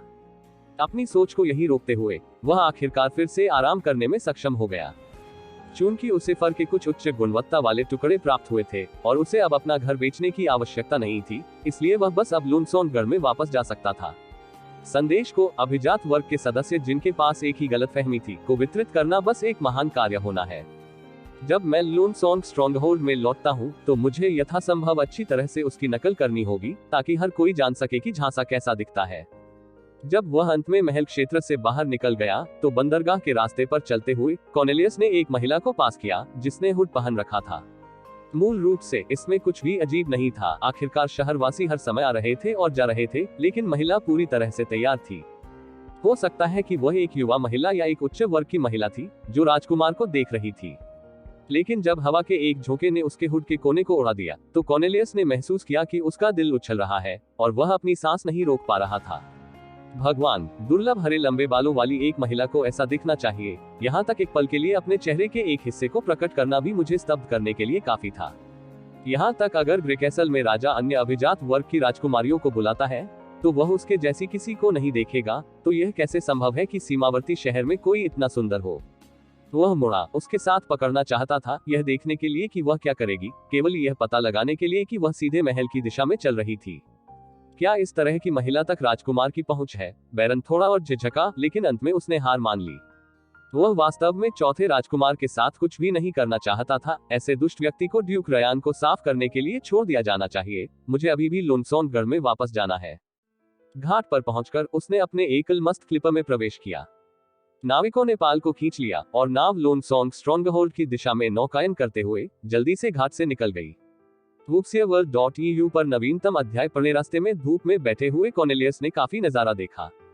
बॉर्डर टाउन से लगभग 5 मील दूर बर्फ के एक क्षेत्र में लोगों का एक बड़ा समूह उसके दर्शन के क्षेत्र में प्रवेश कर गया। वे सभी एक ही भूरे रंग के चमड़े के कवच पहने हुए थे और उनकी पीठ पर एक लंबी लकड़ी की बाइक थी। एक लंबी लाइन बनाते हुए वे धीरे धीरे बर्फ के बीच से गुजरे। हालांकि वह एक छोटे से जंगल से अलग हो गया था ताकि वह सब कुछ स्पष्ट रूप से न देख सके, फिर भी उसे यकीन था कि वहां कम से कम 100 लोग थे। वो किसान जो चौथे राजकुमार राक्षसी जानवरों का सामना करते थे। साल के शुरुआती महीनों में जब सड़कों पर अभी भी बर्फ जमी हुई थी, बर्फ में चलना बिल्कुल मुश्किल था। कॉर्नेलियस इसकी कल्पना भी नहीं कर सकते थे। लेकिन लोगों का समूह अभी भी सड़क से नीचे जा रहा था और ऐसा लग रहा था कि बर्फ कम से कम 1 फुट गहरी थी। यह कोई छोटी बात नहीं थी। वह हास्यास्पद दृष्टि पर हंसना चाहता था, केवल यह पता लगाने के लिए कि वह असमर्थ था। ड्यूक रयान की कमान के तहत शूरवीरों के दिल में अनजाने में संदेह की भावना पैदा हुई। क्या वे भी ऐसा करने में सक्षम होंगे? रिपोर्ट अध्याय 96 पत्तों ने देखा कि हर जगह लोग व्यस्त थे। उसने कभी नहीं सोचा था कि वह कभी धर्मनिरपेक्ष दुनिया के किसी शहर में वापस आएगी। बॉर्डर कस्बे की सीमा पार करने के बाद उसके सामने एक के बाद एक धूल से लथपथ ईंटों की एक मंजिली इमारत दिखाई दी। भले ही उसे अगम्य पर्वत श्रृंखला में भागे हुए केवल आधा साल ही हुआ हो, फिर भी उसे ऐसा लग रहा था जैसे उसने अभी अभी किसी दूसरी दुनिया में कदम रखा हो। दानवों के महीने अभी अभी समाप्त हुए हैं, इसलिए सर्दियां बीतने के बाद नगरवासियों के पास खाने पीने और कपड़ों की कमी हो गई थी और उनके शरीर का रंग बहुत खराब हो गया था। कम से कम यही तो याद आया जब वह चांदी की झुग्गियों को पार कर गई शहर और उसकी पश्चिम की यात्रा, हर जगह जहां लोग ठंड या भूख से मर गए, और अगर वे जीवित होते तो भी ऐसे चलते जैसे वे पहले से ही लाशें हो, एक खाली टकटकी और धीमी और अस्थिर गति के साथ। लेकिन यहाँ उसने देखा कि ज्यादातर लोग जीवन शक्ति से भरे हुए थे, कुछ तो अपने घरों के प्रवेश द्वार पर मछलियां भी सुखा रहे थे, कुछ क्षतिग्रस्त टाइलों की मरम्मत के लिए अपनी छतों के ऊपर चढ़ गए थे, अन्य युवक कुदाल और हथौड़े लिए हुए थे। कस्बे के उत्तर की ओर चलते समय उन्होंने एक दूसरे से बात की और मुस्कुराए, अन्य लोगों को उससे बात करने की कोशिश करने से रोकने के लिए। जहां तक संभव हो, लीव्स ने अपना हेड नीचे खींच लिया। महल एक बहुत ही आकर्षक क्षेत्र में खड़ा था, इसे एक पहाड़ी की चोटी पर दक्षिण पश्चिम कोने में रखा गया था। उसके आसपास कोई पौधे नहीं थे, इसलिए अगर वह महल में घुसना चाहती थी तो यह काफी मुश्किल था। किसी पेड़ के तने में खुद को छिपाना ठीक होगा, लेकिन उसे खड़े होकर चलने देना बहुत ज्यादा होगा। एक चुड़ैल के लिए वह वास्तव में अपने शरीर को छिपाने में अच्छी नहीं थी, इसलिए उसके विकल्पों पर सावधानी से विचार करने के बाद लीव्स ने सोचा कि खुद को छुपाने के बजाय वह महल में खुलकर चलना चाहती है। अगर बुलबुल उससे झूठ नहीं बोलती, तो अगर वह मुख्य द्वार से भी प्रवेश करती तो उसे कोई परेशानी नहीं होती, और अगर नाइटिंगेल ने उसे धोखा दिया, विच कोऑपरेशन एसोसिएशन को धोखा दिया, तो वह भी काफी आत्मविश्वासी थी कि वह प्रवेश पर 2 गार्डों से भागने में सक्षम होगी। बेशक सबसे खराब स्थिति भी थी कि नाइटिंगेल ने सभी को धोखा दिया था और राजकुमार के लिए कोई चुड़ैल काम नहीं कर रही थी। अगर ऐसा होता तो वह हर तरह से मर जाती, एक शीर्ष लड़ने वाली चुड़ैल के रूप में। बहुत कम लोग बच पाएंगे। अगर नाइटिंगेल उन्हें मारना चाहती थी तो वह शायद कारा से भी ज्यादा मजबूत थी। यदि वे आपस में लड़ते तो यह निश्चित नहीं था कि कौन जीतेगा। पत्तों ने खुद को सबसे खराब स्थिति के लिए पहले ही तैयार कर लिया था। यदि वह वापस आने में असमर्थ होती तो स्क्रॉल मेंटर के रूप में पद संभाल लेती और अपनी अंतिम बहनों को उनके भविष्य में ले जाती। चाहे उनकी मंजिल कहीं भी हो, कोई फर्क नहीं पड़ता कि वे किस स्थान पर समाप्त होती हैं, इसका उत्तर किसी को नहीं पता था। वह धीरे धीरे पहाड़ी पर चली गई, महल के द्वार के करीब आ गई और जल्द ही पहरेदारों द्वारा देखा गया, जिन्होंने अपनी तलवारों की मूठ पर हाथ रखा और एक जोर से बोला, यह राजकुमार का महल है, यह आपके लिए कोई जगह नहीं है, आपको जल्दी से वापस जाना चाहिए। वह रुका और फिर जोड़ा, अगर आपको कुछ महत्वपूर्ण रिपोर्ट करना है तो सीधे बाईं ओर जाएं और टाउन हॉल तक पहुंचने तक सड़क का अनुसरण करें, वहां लोग हैं जो आपको प्राप्त करेंगे। पत्तियों ने एक गहरी सांस ली, फिर उसने अपना फन उतार दिया। आश्चर्य की बात नहीं, उसने उनके चेहरों पर आश्चर्य के भाव देखे। जब उसने देखा कि दूसरे पक्ष ने अपनी भावनाओं को ठीक कर लिया है, तो उसने स्पष्ट रूप से कहा, मैं एक चुड़ैल हूँ। जिस समय उसने वाक्य कहा, उसे लगभग उम्मीद थी कि दूसरा पक्ष अपनी तलवारें खींचेगा। फिर भी दोनों पहरेदार बस एक दूसरे को घूरते रहे। कोई साधारण आदमी नहीं था जो यह सुनकर अपनी घृणा की भावना को छिपा सके कि वह एक चुड़ैल है, लेकिन उनके चेहरों पर केवल जिज्ञासा दिखाई दे रही थी। उनमें से एक ने दिलचस्पी से यह भी पूछा, तुम डायन हो, आपके पास क्या क्षमता है? उनकी प्रतिक्रिया सुनकर दिल तेजी से धड़कने लगा। वह अपनी उत्तेजना को बाहर निकलने से रोकने में लगभग असमर्थ थी। अपनी आवाज को शांत रखने की कोशिश करते हुए उसने कहा, मैं बुलबुल से मिलना चाहती हूँ, अन्ना या नाना भी ठीक रहेंगे। नाइटिंगेल की कहानी में चुड़ैलें अक्सर महल में आती थी। राजकुमार ने उनकी स्वतंत्रता को प्रतिबंधित नहीं किया, केवल उनके अभिभावक के रूप में कार्य किया, यहाँ तक उन्हें अपनी मर्जी से आने और जाने दिया। ... लेकिन अगर बुलबुल की कहानी सच नहीं थी तो निश्चित रूप से पहरेदारों ने उनके नाम कभी नहीं सुने होंगे। एक गार्ड अपने साथी की ओर मुड़ा, जिसने पहले जोर से बोला था, उसके कंधे को थपथपाया और कहा, आप उसे यहाँ रखेंगे और मैं महामहिम को सूचित करने जा रहा हूँ। पत्तों ने उसे गेट से गुजरते हुए देखा, जल्द ही बगीचे की दिशा में गायब हो गया। अब क्या होगा इसकी प्रतीक्षा करते हुए उसने संभावनाओं के बारे में सोचा। अंत में क्या कोकिला उसे एक बहन की तरह नमस्कार करेगी, या इस समय गार्ड उसके चारों ओर थे, या उस पर छाया से बाहर ब्लेड से हमला किया जाएगा। उसने खुद को एक अजीब विरोधाभास में पाया। जाहिर है वह नाइटिंगेल में विश्वास करना चाहती थी, लेकिन जितना करीब वह जवाब के पास आई, उतना ही निराश होने के विचार से डर गई। शायद कोकिला एक गुप्त एजेंट थी। अन्ना और नाना के नाम उसके द्वारा नहीं बनाए गए थे, है ना? या उसके लिए इस समय की तुलना में समय कभी धीमा नहीं हुआ था। हर दिल की धड़कन उसके लिए 100 साल की तरह थी। उसके लिए यह बहुत लंबा समय था कि उसे अपनी नियति तय होने तक इंतजार करना पड़ा। अंत में वह नहीं जानती थी कि वह क्षण कितना लंबा या कितना छोटा था, जब तक उसे बुलबुल की आवाज सुनने के लिए इंतजार करना पड़ा। मानो बेहोशी की हालत में वह कुछ भी करने में असमर्थ थी, केवल खुद से पूछ रही थी कि क्या उसने सही सुना। एक जानी पहचानी आकृति गेट से निकली, ऊपर उछली और उसकी आवाज के लगभग उसी समय लीव्स की तरफ पहुंच गई। अगले ही पल वह पहले से ही एक गर्म आलिंगन में लिपटी हुई थी। पत्तियां, घर में स्वागत है। यह मेरी अतिरिक्त वर्दी है, फिलहाल आप इसे पहन सकते हैं, नाइटिंगेल ने अपनी अलमारी को खंगालते हुए कहा। यहाँ जैकेट है, जूते, ठीक है, यहाँ एक नाइटगाउन और स्नान तौलिया भी है। तुम इतनी जल्दी में क्यों हो? वेंडी ने उसके चेहरे पर मुस्कान के साथ अपना सिर हिलाया। आपको केवल महामहिम के उठने तक इंतजार करना होगा, फिर वह सब कुछ प्राप्त कर लेगी। नाइटिंगेल अपनी मदद करने में कितनी व्यस्त थी, यह देखकर लीव्स की आंखें गर्म हो गईं। उसने एक गहरी सांस ली, अपने आंसुओं को दबाने की कोशिश कर रही थी। शुरू से ही कोकिला ने उनसे कभी झूठ नहीं बोला था, वास्तव में एक राजकुमार था जो चुड़ैलों के साथ अच्छा व्यवहार करता था। क्या आप पहले स्नान करना चाहते हैं? बुलबुल से पूछा और सीधे उसके बगल में तौलिया और स्नान वस्त्र रख दिया। इस समय महामहिम झपकी ले रहे हैं, जब वे अंत में उठेंगे तो वे खुशी खुशी आपका स्वागत करेंगे। ठीक है, क्या आप पवित्र पर्वत को खोजने में सक्षम थे? आपने और अन्य बहनों ने कैसा प्रदर्शन किया? जब यह वाक्य बोला गया तो लीव्स की दृष्टि रेखा अचानक धुंधली हो गई। इसे और अधिक सहन करने में असमर्थ, उसने अपनी बाहों को कोकिला के चारों ओर लपेट लिया, जिससे उसके दिल के अंदर लंबे समय से दबी हुई पीड़ा दूर हो गई।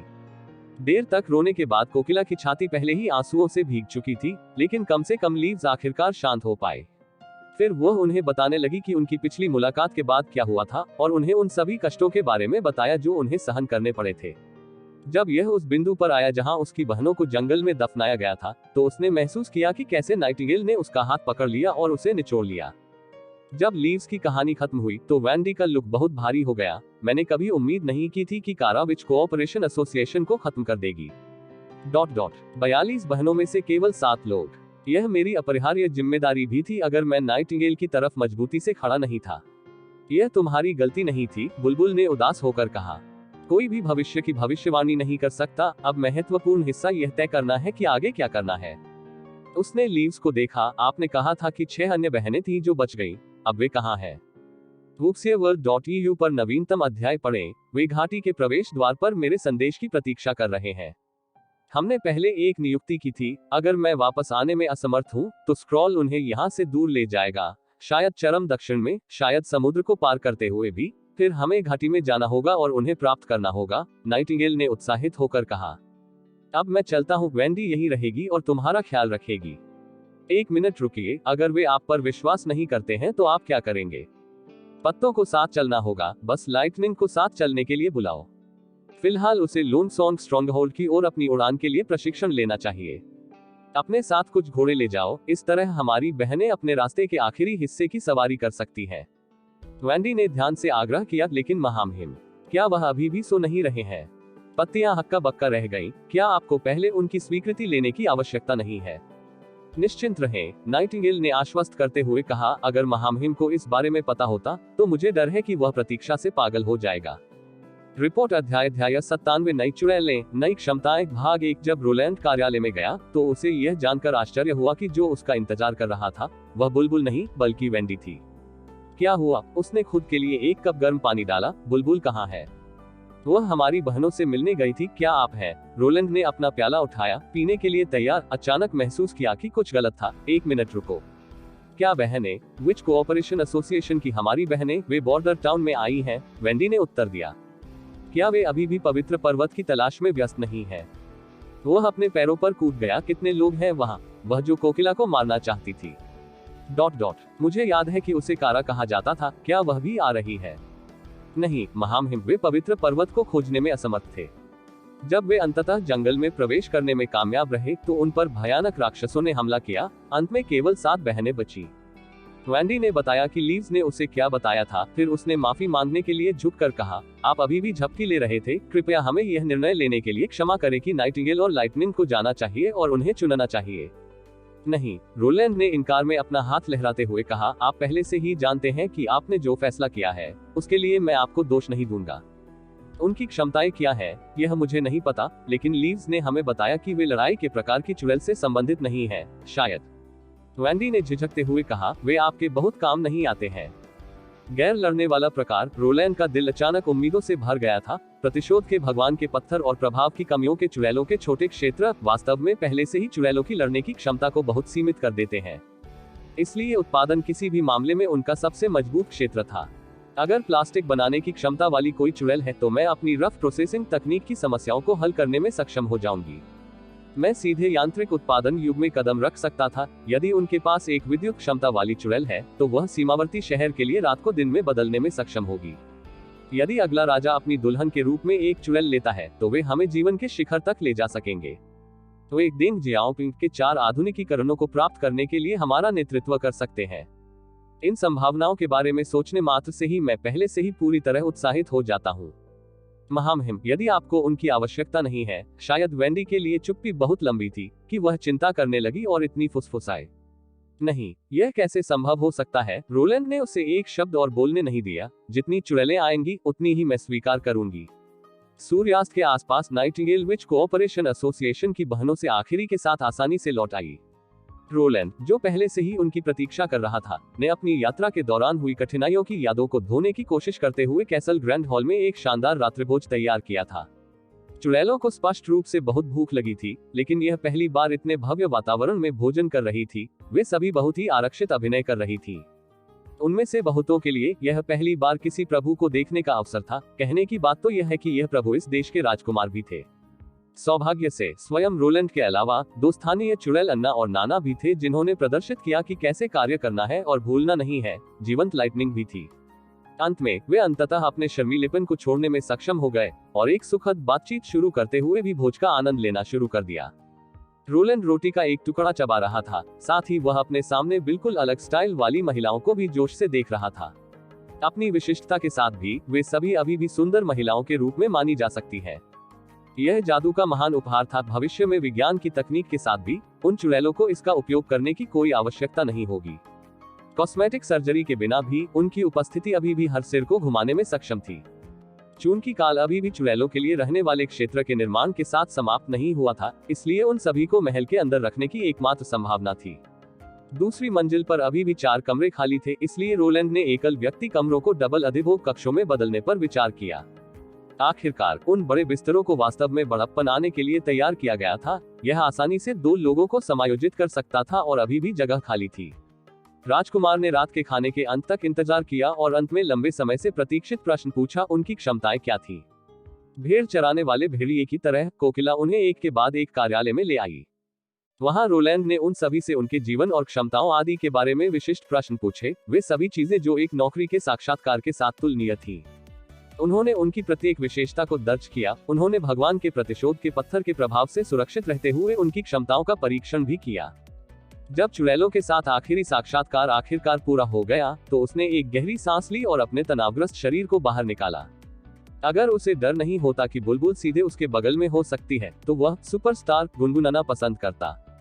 यद्यपि बिजली या आकार देने वाली सामग्री की क्षमता के साथ कोई चुड़ैल नहीं थी जिसका उपयोग धीमी आधुनिकीकरण गति को बढ़ाने के लिए किया जा सकता था, लेकिन चुड़ैलों का यह जत्था अभी भी रोलांड को सुखद आश्चर्य की पर्याप्त मात्रा में लाने में सक्षम था।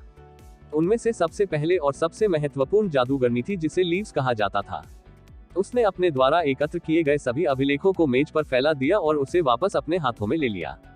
वयस्कता से पहले पत्तियां अभी भी केवल पौधों और उनके फलों के विकास को गति देने में सक्षम थी, लेकिन वयस्कता के उसके दिन के बाद उसकी क्षमता में बहुत सुधार हुआ था। पौधों के विकास नियंत्रण के अलावा अब वह उनमें हेरफेर भी कर सकती थी। पहली क्षमता का उपयोग फलों और बीजों की गुणवत्ता में सुधार, उपज बढ़ाने और उनके हर्बल प्रभावों को बढ़ाने के लिए किया जा सकता है। उसकी क्षमता में पौधे की विशेषताओं और गुणों को बदलने की भी संभावना थी। उसके स्पष्टीकरण के अनुसार यदि उसने अपना जादू एक पौधे में डाला तो वह एक मृत शाखा पर हरी पत्तियां उगाने में सक्षम थी, जबकि अगर वह अपना जादू मातम में डालती है तो वह उन्हें अपने दुश्मनों के पैरों के चारों ओर लपेट सकती है और ऐसा करने से उन्हें फंसा सकती है। लेकिन सबसे खास बात यह थी कि वह खुद को एक पेड़ में एकीकृत करने में सक्षम थी। हालांकि पौधा जितना बड़ा होता था उसमें हेरफेर करने के लिए उसे उतना ही अधिक जादू खर्च करना पड़ता था। इसलिए उसने युद्ध के दौरान खरपतवारों का उपयोग करना पसंद किया क्योंकि कम लागत होने पर इसने तेजी से प्रभाव दिखाया। जिस सीमा पर वह भौतिक सामग्री जैसे पृथ्वी के माध्यम से भी अपनी शक्ति डालने में सक्षम थी, वह लगभग 5 मीटर थी। इसमें कोई संदेह नहीं था कि वह चुड़ैल जिसकी क्षमता उसके नाम से मिलती जुलती थी और जिसके हरे बाल भी उसकी शक्ल सूरत थे, कृषि में सुधार के लिए एक अच्छी सहायक होगी। इसलिए रोलैंड के लिए उनका महत्व स्वयं स्पष्ट था। औद्योगिकरण के लिए एक बड़ी आबादी की आवश्यकता थी और यदि बड़ी संख्या में लोग थे तो उन्हें जनसंख्या का समर्थन करने के लिए भोजन की पर्याप्त आपूर्ति की भी आवश्यकता थी। यह स्व उत्पादन या व्यापार के माध्यम से प्राप्त किया जा सकता था। यदि वे पूर्व संभावना का उपयोग करते और उत्पादन पर्याप्त कुशल नहीं होता, तो उनके अधिकांश मानव संसाधनों को खेतों में काम करना पड़ता। माल परिवहन करने की इस युग की क्षमता के कारण दूसरा बिंदु प्राप्त करना बहुत कठिन था। अब जब वह एक ड्यूट पर अपना हाथ रखने में सक्षम था, तो रोलैंड को बड़ी संख्या में औद्योगिक आबादी को खिलाने के लिए केवल कुछ किसानों का उपयोग करने की उम्मीद थी, और इससे उसके क्षेत्र में औद्योगिकीकरण की प्रक्रिया में तेजी आई। इसलिए भविष्य में वह उसे गेहूं और जौ के बीजों की गुणवत्ता सुधारने का अभ्यास करने देगा ताकि वे अधिक उपज दें।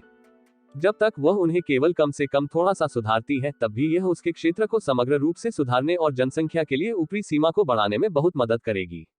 इसके अलावा रोलैंड ने सुना था कि फोर्जेट्स के पास कुछ अनोखे प्रकार के भोजन भी थे।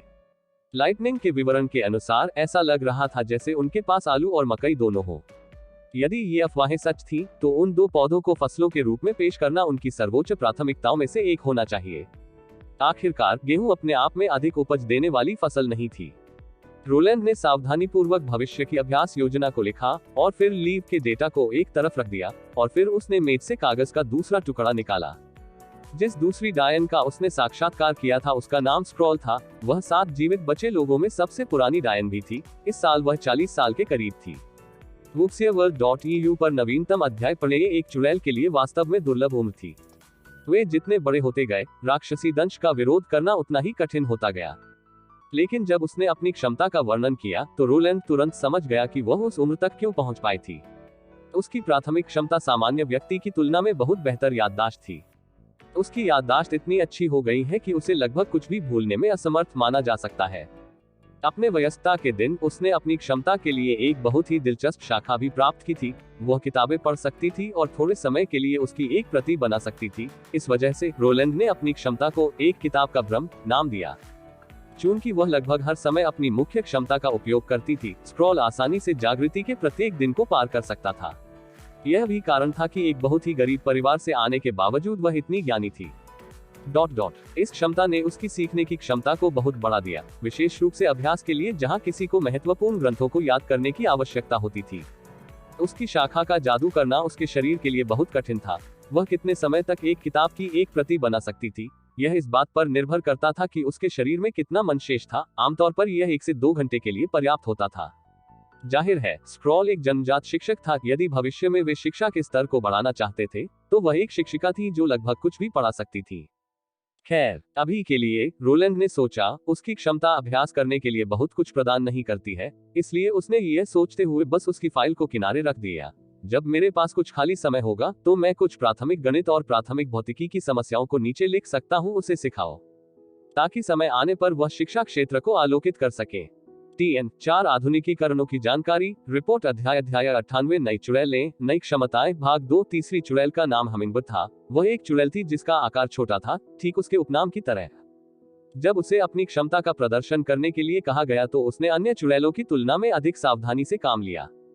बस इसी वर्ष में वह वयस्क हो गई थी। उसके गालों पर सुडौल डिंपल थे और मोम जैसी कोमल आवाज के साथ बहुत नाजुक विशेषताएं थीं। संक्षेप में कहें तो वह प्यारी थी। उसकी क्षमता किसी वस्तु को हल्का करने की थी। जब वह किसी वस्तु में अपना जादू चलाती थी, तो उसका वजन बहुत कम हो जाता था। उसके विवरण के अनुसार वजन लगभग 0 हो जाएगा। रोलैंड ने हमिंगबर्ड को अपने कप के साथ एक लाइव प्रदर्शन करने दिया। ऐसा प्रतीत होता है कि यह हवा में तैरने दे रहा है। दूसरे शब्दों में, इसका वजन हवा के बराबर था। निश्चय ही इस युग में लोगों की दृष्टि में वायु का कोई भार नहीं था। ऐसा लगता था कि यह उसकी क्षमता के कारण था कि विच कोऑपरेशन एसोसिएशन इम्पेसिबल माउंटेन रेंज को पार करने में सक्षम था। इस युवा चुड़ैल की मदद से बैग को गेहूं और सूखी मछलियों से भरा जा सकता था और फिर भी आसानी से ले जाया जा सकता था। इस तरह बहुत सा सामान ले जाने के लिए कुछ ही लोगों की जरूरत पड़ती थी, जिससे लॉजिस्टिक की परेशानी काफी कम हो गई थी। हालांकि हमिंगबर्ड पहले ही वयस्क हो चुकी थी, लेकिन उसने अभी तक कोई शाखा जादू विकसित नहीं किया था। अपना जादू चलाने के लिए उसे अपने लक्ष्य के साथ संपर्क में रहने की जरूरत है। साथ ही लक्ष्य को एक जीवित इकाई होने की अनुमति नहीं थी। वस्तु जितनी भारी होगी, उसके वजन को बदलने में उतना ही अधिक समय लगेगा और वह उतना ही अधिक जादू का उपभोग करेगी। हालांकि रूपांतरण पूरा होने के बाद यह कई घंटों तक चलेगा। यह क्षमता परिवहन उद्योग के लिए बहुत उपयुक्त लग रही थी और आगामी युद्ध में इसके कुछ आशाजनक उपयोग भी थे। लेकिन अभी भी बहुत सारे अज्ञात तत्व थे, इसलिए इससे पहले उसकी क्षमता पर और अधिक शोध किए जाने की आवश्यकता थी। यह सब गर्त सोचते हुए रोलैंड ने अपने चर्मपत्र के तल पर लिखा, अलग अलग वजन के पत्थरों के साथ प्रशिक्षण द्वारा आवश्यक जादू उत्पादन को नियंत्रित करना सीखना, ताकि अंत में वह अपने जादू के प्रभावी समय को ठीक से निर्धारित कर सके। पहले 3 प्रशिक्षण कार्यक्रम समाप्त करने के बाद उसने अपने परिचारक को एक और मोमबत्ती जलाने का आदेश दिया, जिससे कमरे में रोशनी हो। लेकिन इसके साथ ही लहराती हुई नारंगी मोमबत्ती की रोशनी में पढ़ना लिखना उसकी आंखों के लिए और भी थकाने वाला हो गया। रोलैंड ने जमहाइली और चौथी डायन के बारे में जानकारी वाला चर्मपत्र ले लिया। चौथी चुड़ैल का एक दुर्लभ उपनाम था, उसके पूरे नाम के साथ उसे सोरिया जोन कहा जाता था। वह ग्रिकेसल के एक व्यापारी परिवार से ताल्लुक रखती थी और उसकी भूरी छोटी कुंडलियां और एक जोड़ी पतली आंखें थी। उसकी नाक के ऊपर एक छोटी सी झाई थी जिसने उसकी सुंदरता को नष्ट नहीं किया, बल्कि उसे युवा जीवन शक्ति का एक अनूठा स्पर्श दिया। वह 19 साल की थी और उसकी काबिलियत भी बेहद खास थी। आखिरकार वह जो कुछ भी देखती या कल्पना कर सकती थी, उसकी तस्वीर बनाने में सक्षम थी। इसके अलावा अपनी मैजिक पेंट के साथ जो उसकी शाखा क्षमता थी, वह बिना किसी पेंट के किसी भी कागज पर चित्र बनाने में सक्षम थी और यह एक फोटो यथार्थवादी छवि बनाने जैसा होगा। उसकी क्षमता जो एक कैमरे की तरह थी, उसमें अनंत संभावनाएं थी और जहां तक उसके प्रशिक्षण की बात थी, वह उसे हर दिन कुछ पेंटिंग बनाने देता था। बाद में उसने अगला चर्म पत्र निकाला। 5वीं चुड़ैल को इको कहा जाता था और वह चरम दक्षिण की एक महिला थी। वह लंबी थी, भूरी त्वचा थी और उसकी आंखों और नाक में विशिष्ट दक्षिणी विशेषताएं थी, जो उसे बहुत ही आकर्षक रूप देती थी। उसकी कहानी के अनुसार उसके जागरण के बाद वह किसी भी जानवर की आवाज की नकल करने में सक्षम थी और उसके वयस्क होने के दिन के बाद उसकी आवाज और अधिक अद्भुत और आकर्षक हो गई थी। उसने कोई शाखा क्षमता विकसित नहीं की। रोलैंड ने अपनी क्षमता का नाम मैजिक साउंड रखने का फैसला किया, क्योंकि लंबे समय तक इस्तेमाल के लिए उन्हें अभ्यास की संभावनाओं के बारे में भी कोई जानकारी नहीं थी। उन्हें बस अपनी आवाज के शीर्ष पर दहाड़ना चाहिए, जितना वह चाहती है। छठी चुड़ैल जो साक्षात्कार के लिए आई थी, लिली थी, जो केवल 16 वर्ष की थी। रोलांड के सामने बैठे हुए बिना किसी चेहरे के भाव दिखाए, उसके 2 पोनीटेल और एक नाजुक गुड़िया जैसा चेहरा था। उसकी क्षमता भोजन को सड़ने से रोकने की थी, और भले ही उसका जागरण केवल 1 वर्ष पहले हुआ था, फिर भी वह चुड़ैल सहयोग संघ में सबसे महत्वपूर्ण भूमिका वाली चुड़ैल थी। बिना किसी खाद्य संरक्षण के बहुत सारा भोजन अखाद्य हो जाता उनकी यात्रा के दौरान। हमिंगबर्ड के साथ मिलकर लिली उनकी लॉजिस्टिक फोर्स के लिए एक अच्छा योग होगा। जैसे कि उसने भोजन को ताज़ा कैसे रखा, क्या वह जीवाणुओं को मार रही थी या उसके पास कोई अन्य साधन था, इसकी पुष्टि अभी बाकी थी। रोलैंड ने उसे सभी प्रकार के मांस और फलों पर अभ्यास करने देने का फैसला किया, और यह कि उसे अपनी जादुई शक्ति अवधि अनुपात के समय की भी पुष्टि करनी चाहिए। उसने अपनी झुनझुनी गर्दन को रगड़ा और 6 चुड़ैलों के बारे में जानकारी एक ढेर पर रख दी और उन्हें किनारे कर दिया। अब उसकी मेज पर केवल एक आखिरी जानकारी थी, लीव्स के बाद वह रोलांड के लिए अगला आश्चर्य थी। 7वीं चुड़ैल रहस्य चंद्रमा। जब वह कार्यालय में गई तो वह बहुत घबराई हुई थी। नाइटिंगेल को भी थोड़ी देर के लिए उसे आराम करने के लिए अंदर आना पड़ा। बुलबुल ने बाद में रोलांड के कान में फुसफुसा कर फुसफुसाया कि क्यों वह इतनी घबराई हुई थी। फिर भी उसकी क्षमता अभी भी एक रहस्य थी, फिर भी इसे विच कोऑपरेशन एसोसिएशन के भीतर सबसे खराब क्षमता के रूप में जाना जाता था। इसे अनुपयोगी भी कहा जा सकता है, क्योंकि इसे भी मानव श्रम द्वारा आसानी से पूरा किया गया था। कारा द्वारा अक्सर दोष दिए जाने के साथ साथ वह बहुत डरपोक हो गई है, और अब उसे डर था कि अगर रोलैंड ने भी सोचा कि वह बेकार है, तो वह उसे बॉर्डर टाउन से प्रतिबंधित कर देगा। उसकी मुख्य क्षमता किसी वस्तु को चुंबकित करना था। इससे पहले कि वह अपनी वयस्कता तक पहुंचती थी, वह केवल धातु की वस्तुओं को चुंबकित करने में सक्षम थी, लेकिन बाद में वह किसी भी वस्तु को चुंबकित करने में सक्षम थी जिस पर वह अपना हाथ रख सकती थी। उसके पास कोई ज्ञात शाखा क्षमता भी नहीं थी और चुंबकीय प्रक्रिया भी बेहद धीमी थी। उसकी कहानी के अनुसार लगभग आधा फुट के आकार के एक वर्गाकार पत्थर को चुंबकित करने में उसे आधा दिन लगेगा। यह क्षमता चुड़ैल सहयोग संघ के लिए बहुत काम की नहीं थी। एक चुंबक उनके लिए नया नहीं था। समुद्र के पार जाने वाले प्रत्येक विशाल जहाज में एक 6 बिंदु कंपास होता था, जिससे वे आसानी से अपनी दिशा की पहचान कर सकते थे। इसके विपरीत उसकी चुंबकीय वस्तुएं समस्याएं पैदा कर रही थीं। उदाहरण के लिए एक धातु का बर्तन जो हमिंगबर्ड द्वारा हल्का किया गया था, हमेशा उसकी चुंबकीय वस्तुओं की दिशा में उड़ता था। अंत में कारा ने उसे अपनी शक्ति का उपयोग करने से भी प्रतिबंधित कर दिया। लेकिन रोलैंड के लिए यह शांत स्वभाव की लड़की बस एक अनमोल तोहफा थी। यही कारण था कि वह सुपरस्टार गुनगुनाना चाहता था। क्या you are electric, you are light के बोल से अधिक उपयुक्त कुछ था। मैग्नेटो इलेक्ट्रिक, इलेक्ट्रोमैग्नेटिज्म वह ज्ञान था जिसके बारे में कोई भी विज्ञान और प्रौद्योगिकी कुत्ता जानता होगा। उन्होंने फैराडे, गॉस, एम्पियर और मैक्सवेल को तहे दिल से धन्यवाद दिया। बिजली के साथ रोशनी भी थी। शायद उसे ज्यादा समय नहीं लगेगा जब तक कि वह बॉर्डर टाउन को एक नया चमत्कार नहीं दिखा पाएगा। एक चुड़ैल जिसे शक्ति का उपयोग करने से मना किया गया था और अभी भी राक्षसी काटने से बचने में सक्षम थी, ने दिखाया कि उसका आत्मसम्मान इतना नाजुक नहीं था। कम से कम जीने की उसकी इच्छा अधिकांश अन्य लोगों की तुलना में बहुत अधिक प्रबल थी। रोलैंड को गुप्त रूप से बहुत खुशी हुई कि वह केवल 1 साल से भी कम समय पहले विच कोऑपरेशन एसोसिएशन में शामिल हुई थी, वरना कई वर्षों तक वह कारा के शासन में एक जीवित खंडहर बन जाती। बहुत उत्साह के साथ उन्होंने लिखा, अगले दिनों में मिस्ट्री मून प्रशिक्षण के रूप में विभिन्न प्रकार की वस्तुओं को चुंबकित करेगा और उसके जादू की खपत और उसके द्वारा चुंबकित आकार के बीच संबंध निर्धारित करेगा। इन 7 नए चुड़ैलों के साथ रोलैंड चुड़ैल लाइनअप बढ़कर 12 हो गया था। इतने सारे उदाहरण देखने के बाद रोलैंड को जादू की सामान्य समझ प्राप्त हुई। मुकाबला और गैर लड़ाकू प्रकार का उनका पारंपरिक वर्गीकरण उचित नहीं था। इसके बजाय रोलैंड ने उन्हें अपनी जादुई क्षमताओं की विशेषताओं से विभाजित करना पसंद किया। इसे सारांशित करते हुए चुड़ैल की क्षमता को मूल रूप से 3 श्रेणियों में विभाजित किया जा सकता है। wuxieworld.eu पर नवीनतम अध्याय पढ़े। पहली श्रेणी आत्मा मजबूत करने वाली किस्म की थी। इस प्रकार की क्षमता बहुत दुर्लभ प्रतीत होती थी, अब तक केवल स्क्रॉल ही इस श्रेणी से संबंधित प्रतीत होता है। यहाँ तक कि परमेश्वर के प्रतिशोध के पत्थर के प्रभाव में भी वह अभी भी अपनी असाधारण स्मृति नहीं खोती। दूसरा प्रकार बुलाने वाला प्रकार था। एना, नाइटिंगेल, नाना, लाइटनिंग, वैंडी, लीव्स, सोरिया, इको और लिली सभी इसी श्रेणी में आते हैं। इसकी विशेषता यह थी कि जादू को उनके शरीर के बाहर बुलाया जा सकता था, फिर भी प्रभाव का क्षेत्र केवल 5 मीटर या उससे कम था। इस श्रेणी के अंतर्गत आने वाली चुड़ैलें वे चुड़ैलें थी जो भगवान के प्रतिशोध के पत्थर से सबसे अधिक दबी हुई थी। एक बार जब वे इसके दमन क्षेत्र में कदम रखती हैं, तो कोई भी जादुई प्रभाव गायब हो जाएगा। हालांकि इस मामले में की शक्ति को अवरुद्ध करने से पहले उपयोग किया गया था, परिणाम स्थायी और अपरिवर्तनीय था। तीसरा प्रकार संलग्न करने वाला जादू प्रकार था। यह हमिंगबर्ड और मिस्ट्री मून से संबंधित था। उनका जादू उनके लक्ष्य के साथ सीधे संपर्क द्वारा प्रदर्शित किया गया था। रूपांतरण प्रक्रिया भी बहुत धीमी थी और जादू की खपत काफी बड़ी थी, और यह हमेशा भगवान के प्रतिशोध के पत्थर से बाधित हो सकती थी। हालांकि एक बार रूपांतरण पूरा हो जाने के बाद जोड़े गए गुण अंतर्निहित गुण बन गए, जो कि भगवान के प्रतिशोध के पत्थर के दमनकारी क्षेत्र के भीतर भी प्रभावी थे। जादुई शक्ति की मात्रा और वस्तुओं के आकार पर निर्भर करते हुए मंत्रमुग्धता कितनी देर तक प्रभावी रही।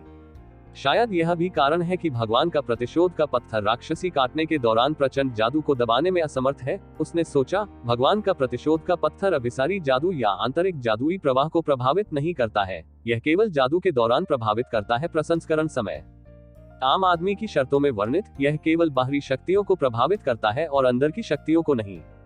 रोलैंड ने कलम को नीचे रखा और अपनी आंखें मली। कोई बात नहीं, उसका भविष्य व्यस्त रहने वाला था। रिपोर्ट अध्याय 99 रात की बात। चुड़ैलें इस समय सो नहीं पा रही थी। इतने लंबे समय तक पीड़ित होने के बाद भी उन्हें विश्वास नहीं हो रहा था कि राजकुमार ने उनका इतना स्वागत किया है।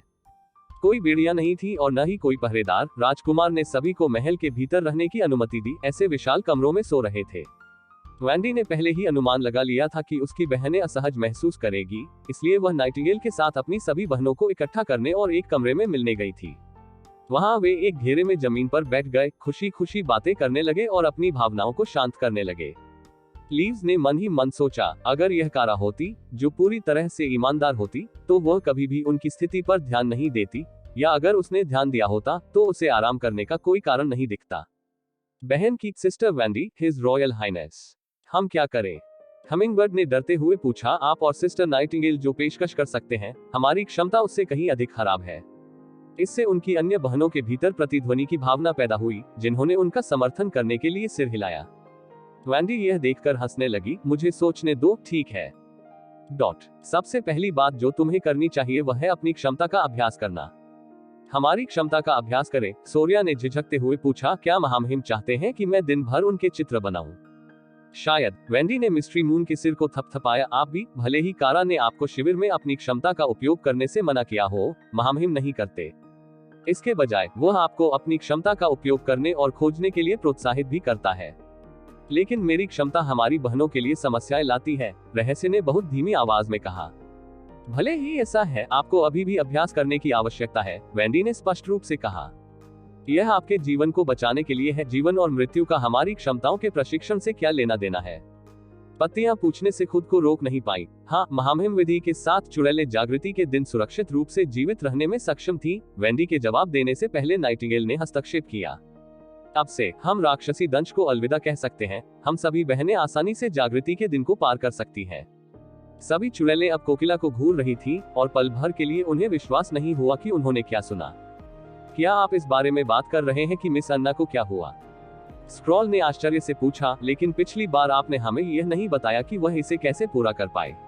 हाँ, उस समय यह केवल महामहिम की अक्कलें थी, लेकिन इस बीच यह नाना के जागरण का दिन भी था। पूरे दिन उन्हें चोट नहीं लगी। फिर यह तरीका है। स्क्रॉल आगे नहीं बोल सका। यह बहुत ही अविश्वसनीय था। जब तक हम अपनी सभी जादुई शक्ति का दैनिक उपभोग कर सकते हैं, नाइटिंगेल ने समझाया, मैं देख पा रही हूँ कि आपके शरीर के भीतर जादू की शक्ति कैसे बदलती है। नियमित उपयोग के कारण आपका शरीर जादू के अनुकूल होने में सक्षम है और आपके जादुई भंडार में भी वृद्धि होगी। साथ ही साथ राक्षसी दंश के दौरान होने वाली पीड़ा भी कम होगी। जब यह आपके जागृति के दिन के करीब है, जब तक आप अपने सभी जादू का उपभोग करते हैं और अपने जादू के भंडार को खाली रखते हैं, राक्षसी काटने से आपके शरीर को कोई नुकसान नहीं होगा। मुझे लगता है कि हर कोई इसे हल्के से महसूस कर सकता है। वेंडी ने आगे कहा, चच द्वारा हमेशा हमारा पीछा किया जाता था। हम हमेशा शहर के सबसे दूर के हिस्सों में छिप जाते थे, अपनी क्षमताओं का उपयोग करने का साहस नहीं करते थे। इसलिए हर सर्दी में हमने कई बहनों को खोया, लेकिन इस साल अगम्य पर्वत श्रृंखला में शिविर में रहते हुए अरी और एमी के अलावा बाकी सभी लोग जागृति के दिन को सुरक्षित रूप से जीने में सक्षम थे। इस बारे में सोचते हुए लीव्स ने एक गहरी सांस ली। जंगल से यात्रा करते समय जब उसे राक्षसी दंश का सामना करना पड़ा, तो इसकी अवधि असाधारण रूप से कम थी।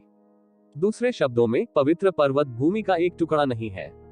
हाँ, पवित्र पर्वत एक जगह नहीं है। वेंडी ने सिर हिलाया। जब तक हम खुद को शैतान के अधीनस्थ के रूप में नहीं सोच रहे हैं, तब तक हम खुद को स्वीकार कर सकते हैं, और जब हम अपनी क्षमताओं को नहीं छिपाते हैं, तो हम अपने स्वयं के पवित्र पर्वत हैं। वेंडी ने महामहिम से यह भी पूछा था कि क्या उन्होंने आपको समाचार बताने के लिए, जब राक्षसों के महीने समाप्त हो गए थे, तो क्या उन्होंने उसे चुड़ैल सहयोग संघ शिविर में जाने की अनुमति दी थी? कोकिला ने वेंडी को देखा और धीरे से कहा, इस तरह भले ही आपको पवित्र पर्वत नहीं मिला हो, फिर भी आप पहाड़ों के भीतर स्वतंत्र रूप से रह सकते हैं। चूंकि अब हर कोई यहाँ है, इसलिए इसका उल्लेख करना अनावश्यक है। वेंडी मुस्कुराए और अपना सिर हिलाया। यह महत्वपूर्ण नहीं है कि महामहिम को आपकी जरूरत है या नहीं। भले ही यह केवल खुद को सुरक्षित रखने के कारण के लिए ही क्यों न हो, आपको हर दिन अभ्यास करने की आवश्यकता है।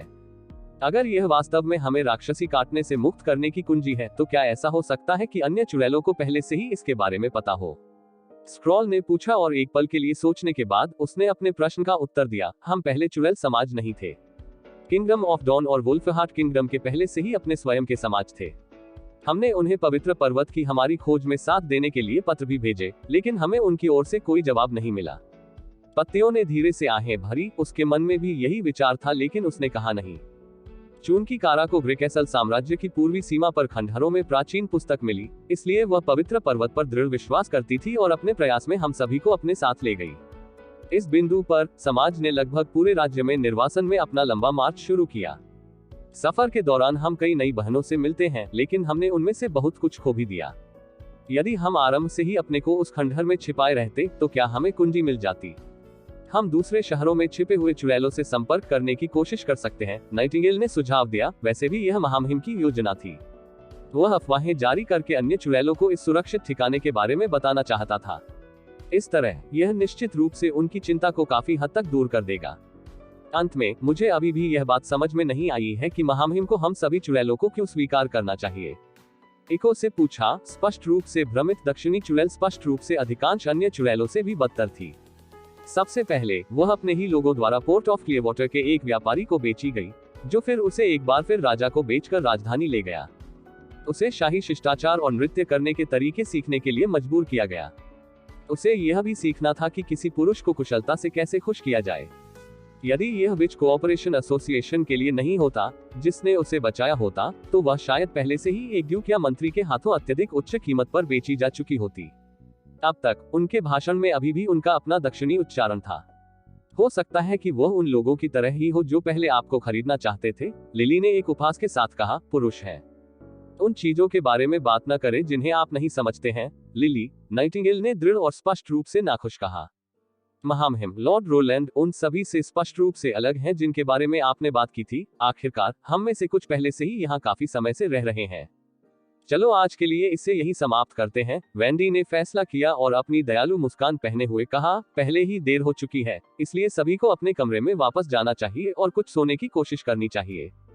यहाँ तक अगर आपकी क्षमता वास्तव में महामहिम के लिए उपयोगी नहीं है, तब भी उन्होंने कहा कि वह चाहते हैं कि आप सभी बॉर्डर टाउन में एक ऐसा जीवन जीने में सक्षम हो जो यथासंभव सामान्य हो।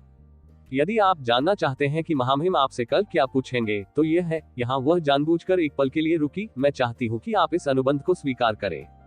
bookseaworld.eu पर नवीनतम अध्याय पर रेंजर स्क्रॉल और लीव्स अंततः अपने कमरे में वापस आ गए और अपना दरवाजा बंद कर लिया। तो पहले वाले ने कहा, देर हो रही है, अब हमें सोना चाहिए। क्वाक हिज हाइनेस ने उसकी क्षमता के बारे में पूछने से पहले ही उसके लिए एक कमरे की व्यवस्था कर ली थी और एक साथ स्क्रॉल कर दिया था। फिर भी उन्होंने कहा था कि यह केवल एक अस्थायी व्यवस्था थी और अगर शहर के भीतर निर्माण पूरा हो गया तो वह अपना कमरा ले सकती थी। लेकिन उसके विचार में यह बिस्तर 3 लोगों के लिए काफी खुला था, इसलिए यह वास्तव में कोई समस्या नहीं थी। उसने अपना कोट उतार दिया, रजाई के नीचे आ गई और तुरंत एक अवर्णनीय कोमल और आरामदायक एहसास से लिपट गई। आखिर में सोने के लिए एक आरामदायक बिस्तर पाकर इतनी खुशी महसूस करने के बाद पत्तियां खुद को रोक नहीं पाईं और तकिए में अपना सिर छिपाते हुए खुशी से झूमने लगी।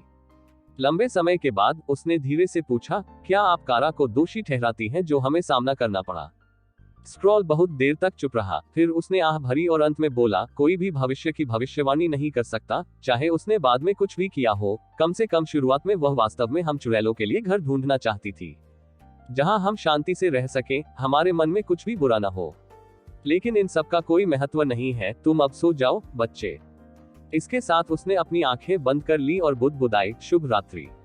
रिपोर्ट अध्याय 100 प्राचीन पुस्तक और इसके निशांत भाग 1। जैसा वेंडी ने कहा था, अगली सुबह सीधे नाश्ते के बाद एक नौकरानी आई और उन्हें रोलांड के कार्यालय में ले आई। वहां राजकुमार ने उन्हें चर्मपत्र का एक अच्छा टुकड़ा दिया। यह ध्यान में रखते हुए कि कुछ चुड़ैलें अनपढ़ थीं, स्क्रॉल ने उन्हें इसकी सामग्री पढ़ी। इसके बाद उनके द्वारा अपने फिंगरप्रिंट से हस्ताक्षर किए जाते हैं। रोलैंड जानता था कि अनुबंध में लिखी प्रत्येक पंक्ति का अर्थ समझना उनके लिए कठिन था, लेकिन यह महत्वपूर्ण नहीं था। कुछ समय बाद वे समझने लगेंगे कि वह उनसे क्या चाहता है। वह यह भी जानता था, भले ही यह एक दास अनुबंध था, फिर भी वे इसके तहत अपना हस्ताक्षर करेंगे। लेकिन रोलैंड ने यह नहीं सोचा कि केवल कुछ छोटे छोटे लाभ पाने के लिए अपने सिद्धांतों को खो देना अच्छा है। चूंकि उन्होंने इस मार्ग का अनुसरण करना चुना है, हमें यह देखना होगा कि यह उन्हें कहां ले जा रहा है। फिलहाल उन्होंने जो कुछ भी किया वह भविष्य के लिए एक सकारात्मक चक्र बनाने के लिए नींव रखना था। एक दीर्घकालिक निवेश जो दोनों पक्षों के लिए जीत की स्थिति में समाप्त होना चाहिए। हस्ताक्षरित दस्तावेजों को प्राप्त करने के बाद रोलैंड ने कल शाम विकसित की गई प्रशिक्षण योजना दी और उनमें से प्रत्येक को व्यक्तिगत रूप से समझाया कि उन्हें क्या करना चाहिए। जब उसने यह समाप्त कर लिया तो उसने लीव्स, स्क्रॉल और सोरिया को वापस अपने कार्यालय में बुलाया। दरवाजा बंद करने के बाद बुलबुल ने अपनी बहनों को चौंकाते हुए शाही सलामी दी। मैंने वेंडी से कल जो कहानी सुनी उसके बारे में मैं पूरी रात सोचता रहा। रोलैंड ने पर्दे खोल दिए, जिससे कमरे में तेज धूप आ गई। उसने कहा कि तुमने एक भयानक राक्षस का सामना किया था और तुम में से केवल 7 ही बच पाए थे। यहाँ तक आपके विच कोऑपरेशन एसोसिएशन के मेंटर कारा की भी जंगल में मृत्यु हो गई। इसलिए मैं जानना चाहता हूँ कि आपने जो सामना किया है वह मिश्रित प्रजाति थी या राक्षसी जानवर। पत्तियां सबसे पहले बोलने वाली थी। वे राक्षसी जानवर नहीं थे, वे शैतान थे जो नरक के द्वार के पीछे से आ रहे थे। उनके पास एक लंबा शरीर था और वे राक्षसी जानवरों पर सवारी करने में सक्षम थे। वे भी जादू का उपयोग करने में सक्षम थे। बस वह एक पल के लिए झिझकी, बिल्कुल हमारी तरह। वे शैतान थे। रोलांड ने अपना दृष्टिकोण सोरिया की ओर मोड़ते हुए कहा, क्या आप भी घटनास्थल पर मौजूद थे? बोली जाने वाली ने झिझकते हुए सिर हिलाया। आप दृश्य खींच सकते हैं, है ना? रोलैंड से पूछा और उसे एक कागज का टुकड़ा दिया। सोरिया ने दर्दनाक स्मृति को याद करते हुए अपनी आंखें बंद कर ली, लेकिन फिर भी उसने कागज लिया और मेज पर चली गई। इसके बाद वह अपनी जादुई कलम हाथ में लेकर अपनी क्षमता का पूरी तरह से प्रदर्शन करने लगी। कलम ने रंगीन रोशनी छोड़नी शुरू कर दी, जो उसके हाथ से सीधे कागज पर उड़ गई। कागज पर धीरे धीरे एक सजीव तस्वीर बन गई और ड्राइंग की पूरी प्रक्रिया के दौरान सोरिया ने एक बार भी अपनी आंखें नहीं खोली।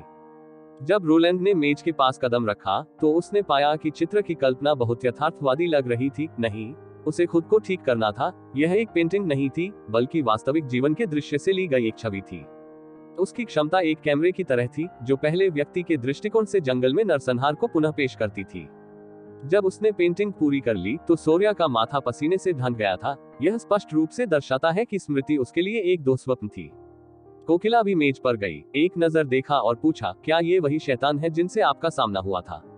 हाँ वे हैं। लीव्स ने तस्वीर के परिप्रेक्ष्य से निकटतम की ओर इशारा किया। धातु के दस्ताने पहने शैतान बिजली के हमलों को बुलाने में सक्षम था, जबकि दूसरा असामान्य रूप से मजबूत था। वह कई बार भाला फेंक सकता था, धनुष से छूटे हुए बाण से भी तेज। उनके हाथों 1 दर्जन से अधिक बहनें मर गईं, लेकिन वे पूरे समय अपने विशेष हमले का उपयोग करने में सक्षम नहीं थे। यह रिचार्जिंग के ऐसे क्षण में था जब मैं उन्हें मारने में सक्षम था। आप उन्हें अपने दम पर मारने में सक्षम थे? रोलैंड ने पूछा। कारा के जादुई सांप ने आयन हैंड के पाइप को खोल दिया था और वह अंततः उस घाव से मर गया। मैंने उसी तरीके का इस्तेमाल किया, दूसरे को क्रॉसबो से मारने के लिए। ऐसा लगता है कि पाइप में कुछ लाल गैस जमा है और अगर गैस लीक हो जाए तो वे मर जाते हैं। खैर, यह चीज एक ऑक्सीजन टैंक जैसी दिखती है। जंगली जीवों के लिए ऐसा कुछ कैसे संभव है? रोलैंड ने असमंजस में खुद से पूछा, लेकिन सीधे तौर पर यह कहना कि उन्हें एलियन होना है थोड़ा बहुत समय से पहले होगा। उनके कपड़ों को देखते हुए वे चमड़े और जानवरों की खाल के टुकड़ों से एक साथ गढ़े गए हैं। इससे पता चलता है कि उनकी सभ्यता का स्तर हमारी तुलना में बहुत अधिक विकसित नहीं हो सकता है। चाहे वह जादू या तकनीक का उपयोग कर रहा हो कि वे अन्य ग्रहों को पार करने में सक्षम थे, पहले से ही उनकी ताकत दिखाता है, जबकि पृथ्वी पर लोग अभी भी हर समय एक दूसरे के खिलाफ लड़ रहे हैं। बेशक हम इस बिंदु से इनकार नहीं कर सकते हैं कि यह एक विदेशी सभ्यता का एक सहज कौशल है। रोलैंड ने सोचा, अभी के लिए महत्वपूर्ण बिंदु यह याद रखना है कि शैतान एक अजेय शत्रु नहीं है, उन्हें मारा जा सकता है। डेविल के अलावा हमने एक शहर को भी आकाश में तैरते हुए देखा, लीव्स ने आगे कहा। इससे कोई फर्क नहीं पड़ता कि हम इसकी दिशा में कितनी दूर चले गए, यह हमेशा हमारे सामने ही रहता था। लाइटनिंग ने अपनी कहानियों में कुछ इसी तरह का उल्लेख किया है। मुझे लगता है कि उसने इसे मृगतृष्णा कहा है। क्या आप शहर का चित्र भी बना सकते हैं? रोलैंड ने सोरिया के निर्देशन में पूछा। उसने सिर हिलाया, एक बार फिर अपनी कलम बुलाई और जैसा कि लीव्स ने कहा था, आकाश में तैरते हुए एक शहर को चित्रित करना शुरू कर दिया। रोलैंड ने तस्वीर को ध्यान से देखा, लेकिन वह स्पष्ट दृश्यों से ज्यादा जानकारी प्राप्त करने में असमर्थ रहा। यहाँ तक अगर तस्वीर में दिखाया गया शहर वास्तव में केवल एक मृगतृष्णा है, तो भी इसका मतलब है कि जंगली इलाकों के भीतर कहीं असली होना चाहिए। ऐसा लग रहा था कि शहर के ऊपर लाल बादल छाए हुए हैं। शायद यही वह गैस है जिसकी डेविल्स को जरूरत है। एलियंस के बारे में सोचने की तुलना में यह स्पष्टीकरण बहुत अधिक उचित है। आखिरकार दुर्गम पर्वत श्रृंखला के पीछे की विशाल चौड़ी भूमि एक पूर्ण रहस्य क्षेत्र है, जहां लंबे समय तक किसी ने भी अपने पैर नहीं रखे थे। इसलिए एक नई दौड़ का पता लगाना नहीं है बहुत आश्चर्यजनक। मैंने नाइटिंगेल और वेंडी से सुना कि कारा ने एक प्राचीन पुस्तक में इसके बारे में पढ़ने के बाद पवित्र पर्वत की तलाश करने का फैसला किया। रोलैंड ने पूछा। स्क्रॉल करें, क्या आपने किताब भी पढ़ी है? स्क्रॉल एक पल के लिए झिझका, लेकिन फिर उसने जवाब दिया। कारा ने किसी को किताब पढ़ने की अनुमति नहीं दी, लेकिन ... मैंने अभी भी थोड़ा देखा है, लेकिन पाठ अभी भी काफी गड़बड़ था। अविश्वसनीय भी। क्या आप इसकी एक प्रति बना सकते हैं और मुझे दिखा सकते हैं? पुस्तक में लिखा पाठ सत्य नहीं है। योर रॉयल हाइनेस की पवित्र पर्वत मौजूद नहीं है, इसकी पुष्टि करें। उसने आह भरी, लेकिन फिर भी अपना दाहिना हाथ उठाया। मुझे आशा है कि आप पुस्तक के विवरण से भ्रमित नहीं होंगे। विषय। अचानक सुनहरी रोशनी में एक किताब बीच में दिखाई दी। किताब खुल गई और उसके किनारे अविश्वसनीय गति से मुड़ गए। जब किताब अपने अंत में आई तो वह सीधे स्क्रॉल के हाथों में गिर गई। महामहिम, मुझे आशा है कि आप ही एकमात्र व्यक्ति हैं जो इसे पढ़ेंगे। मैं अपनी किसी भी बहन को कारा की तरह बनते हुए नहीं देखना चाहती। रोलैंड ने स्क्रॉल के हाथों से किताब निकाली और उसे दिलासा दिया, मुझे मिल गया। जब अन्य चुड़ैलों ने कार्यालय छोड़ दिया तो बुलबुल चुपचाप सोफे पर बैठी हुई दिखाई दी। उसने हमेशा की तरह अपना चोगा उठा लिया था और अपने दोनों पैर मेज पर रख दिए थे और एक सूखी मछली को खुशी खुशी चबा रही थी। आप इसे देखना नहीं चाहते? रोलैंड ने अपने चेहरे पर मुस्कान के साथ पूछा। खिलखिलाती आवाज में उसने जवाब दिया, मुझे ऐसी किसी भी चीज में दिलचस्पी नहीं है जिसे पागल देखना पसंद करता है। रोलैंड ने अपना सिर हिलाया, मेज के पीछे वापस बैठ गया और ध्यान से किताब खोली। पन्नों को ऐसा लगा जैसे किताब हकीकत बन गई हो। जैसे स्क्रॉल ने कहा था, अधिकांश सामग्री गड़बड़ थी। ऐसा प्रतीत होता था कि पाठ आम भाषा में नहीं लिखा गया है, कम से कम व्याकरण तो एक जैसा नहीं था। पुस्तक के भीतर एक ब्लड मून का उल्लेख किया गया था, साथ ही एक विशाल पत्थर के द्वार का भी उल्लेख किया गया था, लेकिन कहीं भी उन्हें पवित्र शहर का कोई निशान नहीं मिला। वास्तव में कुछ शब्दों के अलावा वह कभी कभार ही समझ पाता था, अन्य कई शब्दों के अर्थ उसके लिए स्पष्ट नहीं थे। पुस्तक की अधिकांश सामग्री वह अभी पढ़ नहीं सका। अंत में उसका सारांश था, भले ही मुझे हर शब्द पता हो, मुझे यकीन नहीं है कि मैं इसे पूरी तरह से समझ पाऊंगा या नहीं। मुझे यकीन नहीं है कि यह छोटी सी झलक के कारण स्क्रॉल केवल लेने में सक्षम था, या यदि पुस्तक को इस तरह से रिकॉर्ड किया गया था। रोलैंड लंबे गलियारों के माध्यम से कूद गया, सीधे अंत तक कूद गया। फिर भी पुस्तक काफी मोटी थी, इसमें बहुत कम सामग्री थी और इसके अधिकांश भाग खाली थे। लेकिन जब वह आखिरी पन्ना पलटा तो उसे अचानक एक पठनीय पाठ दिखाई दिया। पिछला साफ सुथरा लेखन अस्पष्ट हो गया था, क्योंकि इसे जल्दबाजी में लिखा गया था, लेकिन सामग्री समझ में आने वाली थी और कई सवालों को दूर कर देती थी। साफ सुथरी लिखावट में अभी भी लिखा हुआ पहला वाक्य था, हम असफल हो गए।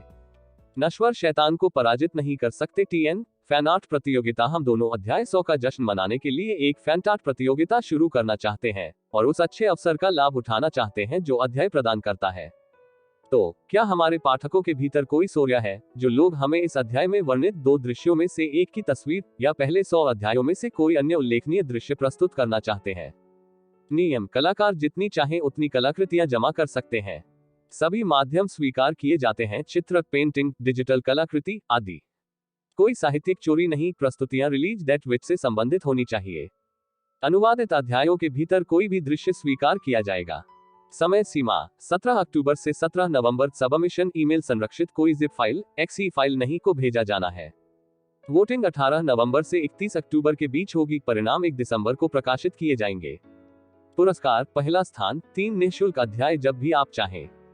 दूसरा स्थान 2 निःशुल्क अध्याय जब भी आप चाहें, booksaver.eu पर नवीनतम अध्याय पढ़ें। तीसरा स्थान 1 निःशुल्क अध्याय जब भी आप चाहें। कृपया मुझे नोटिस दें और समझें कि यह तुरंत जारी नहीं किया जाएगा। सभी योगदानकर्ताओं के पास खुद को पेश करने का अवसर है और खुद को बढ़ावा देने के लिए अपनी वेबसाइट, विचलन पृष्ठ, पोर्टफोलियो या कुछ और के लिए एक लिंक प्रदान करें। मैं आप सभी को अपनी ड्राइंग के लिए शुभकामनाएं देता हूं। तारांकन कोने में जाता है और प्रार्थना करता है, कृपया कम से कम 3 प्रस्तुतियां दें। तारांकन।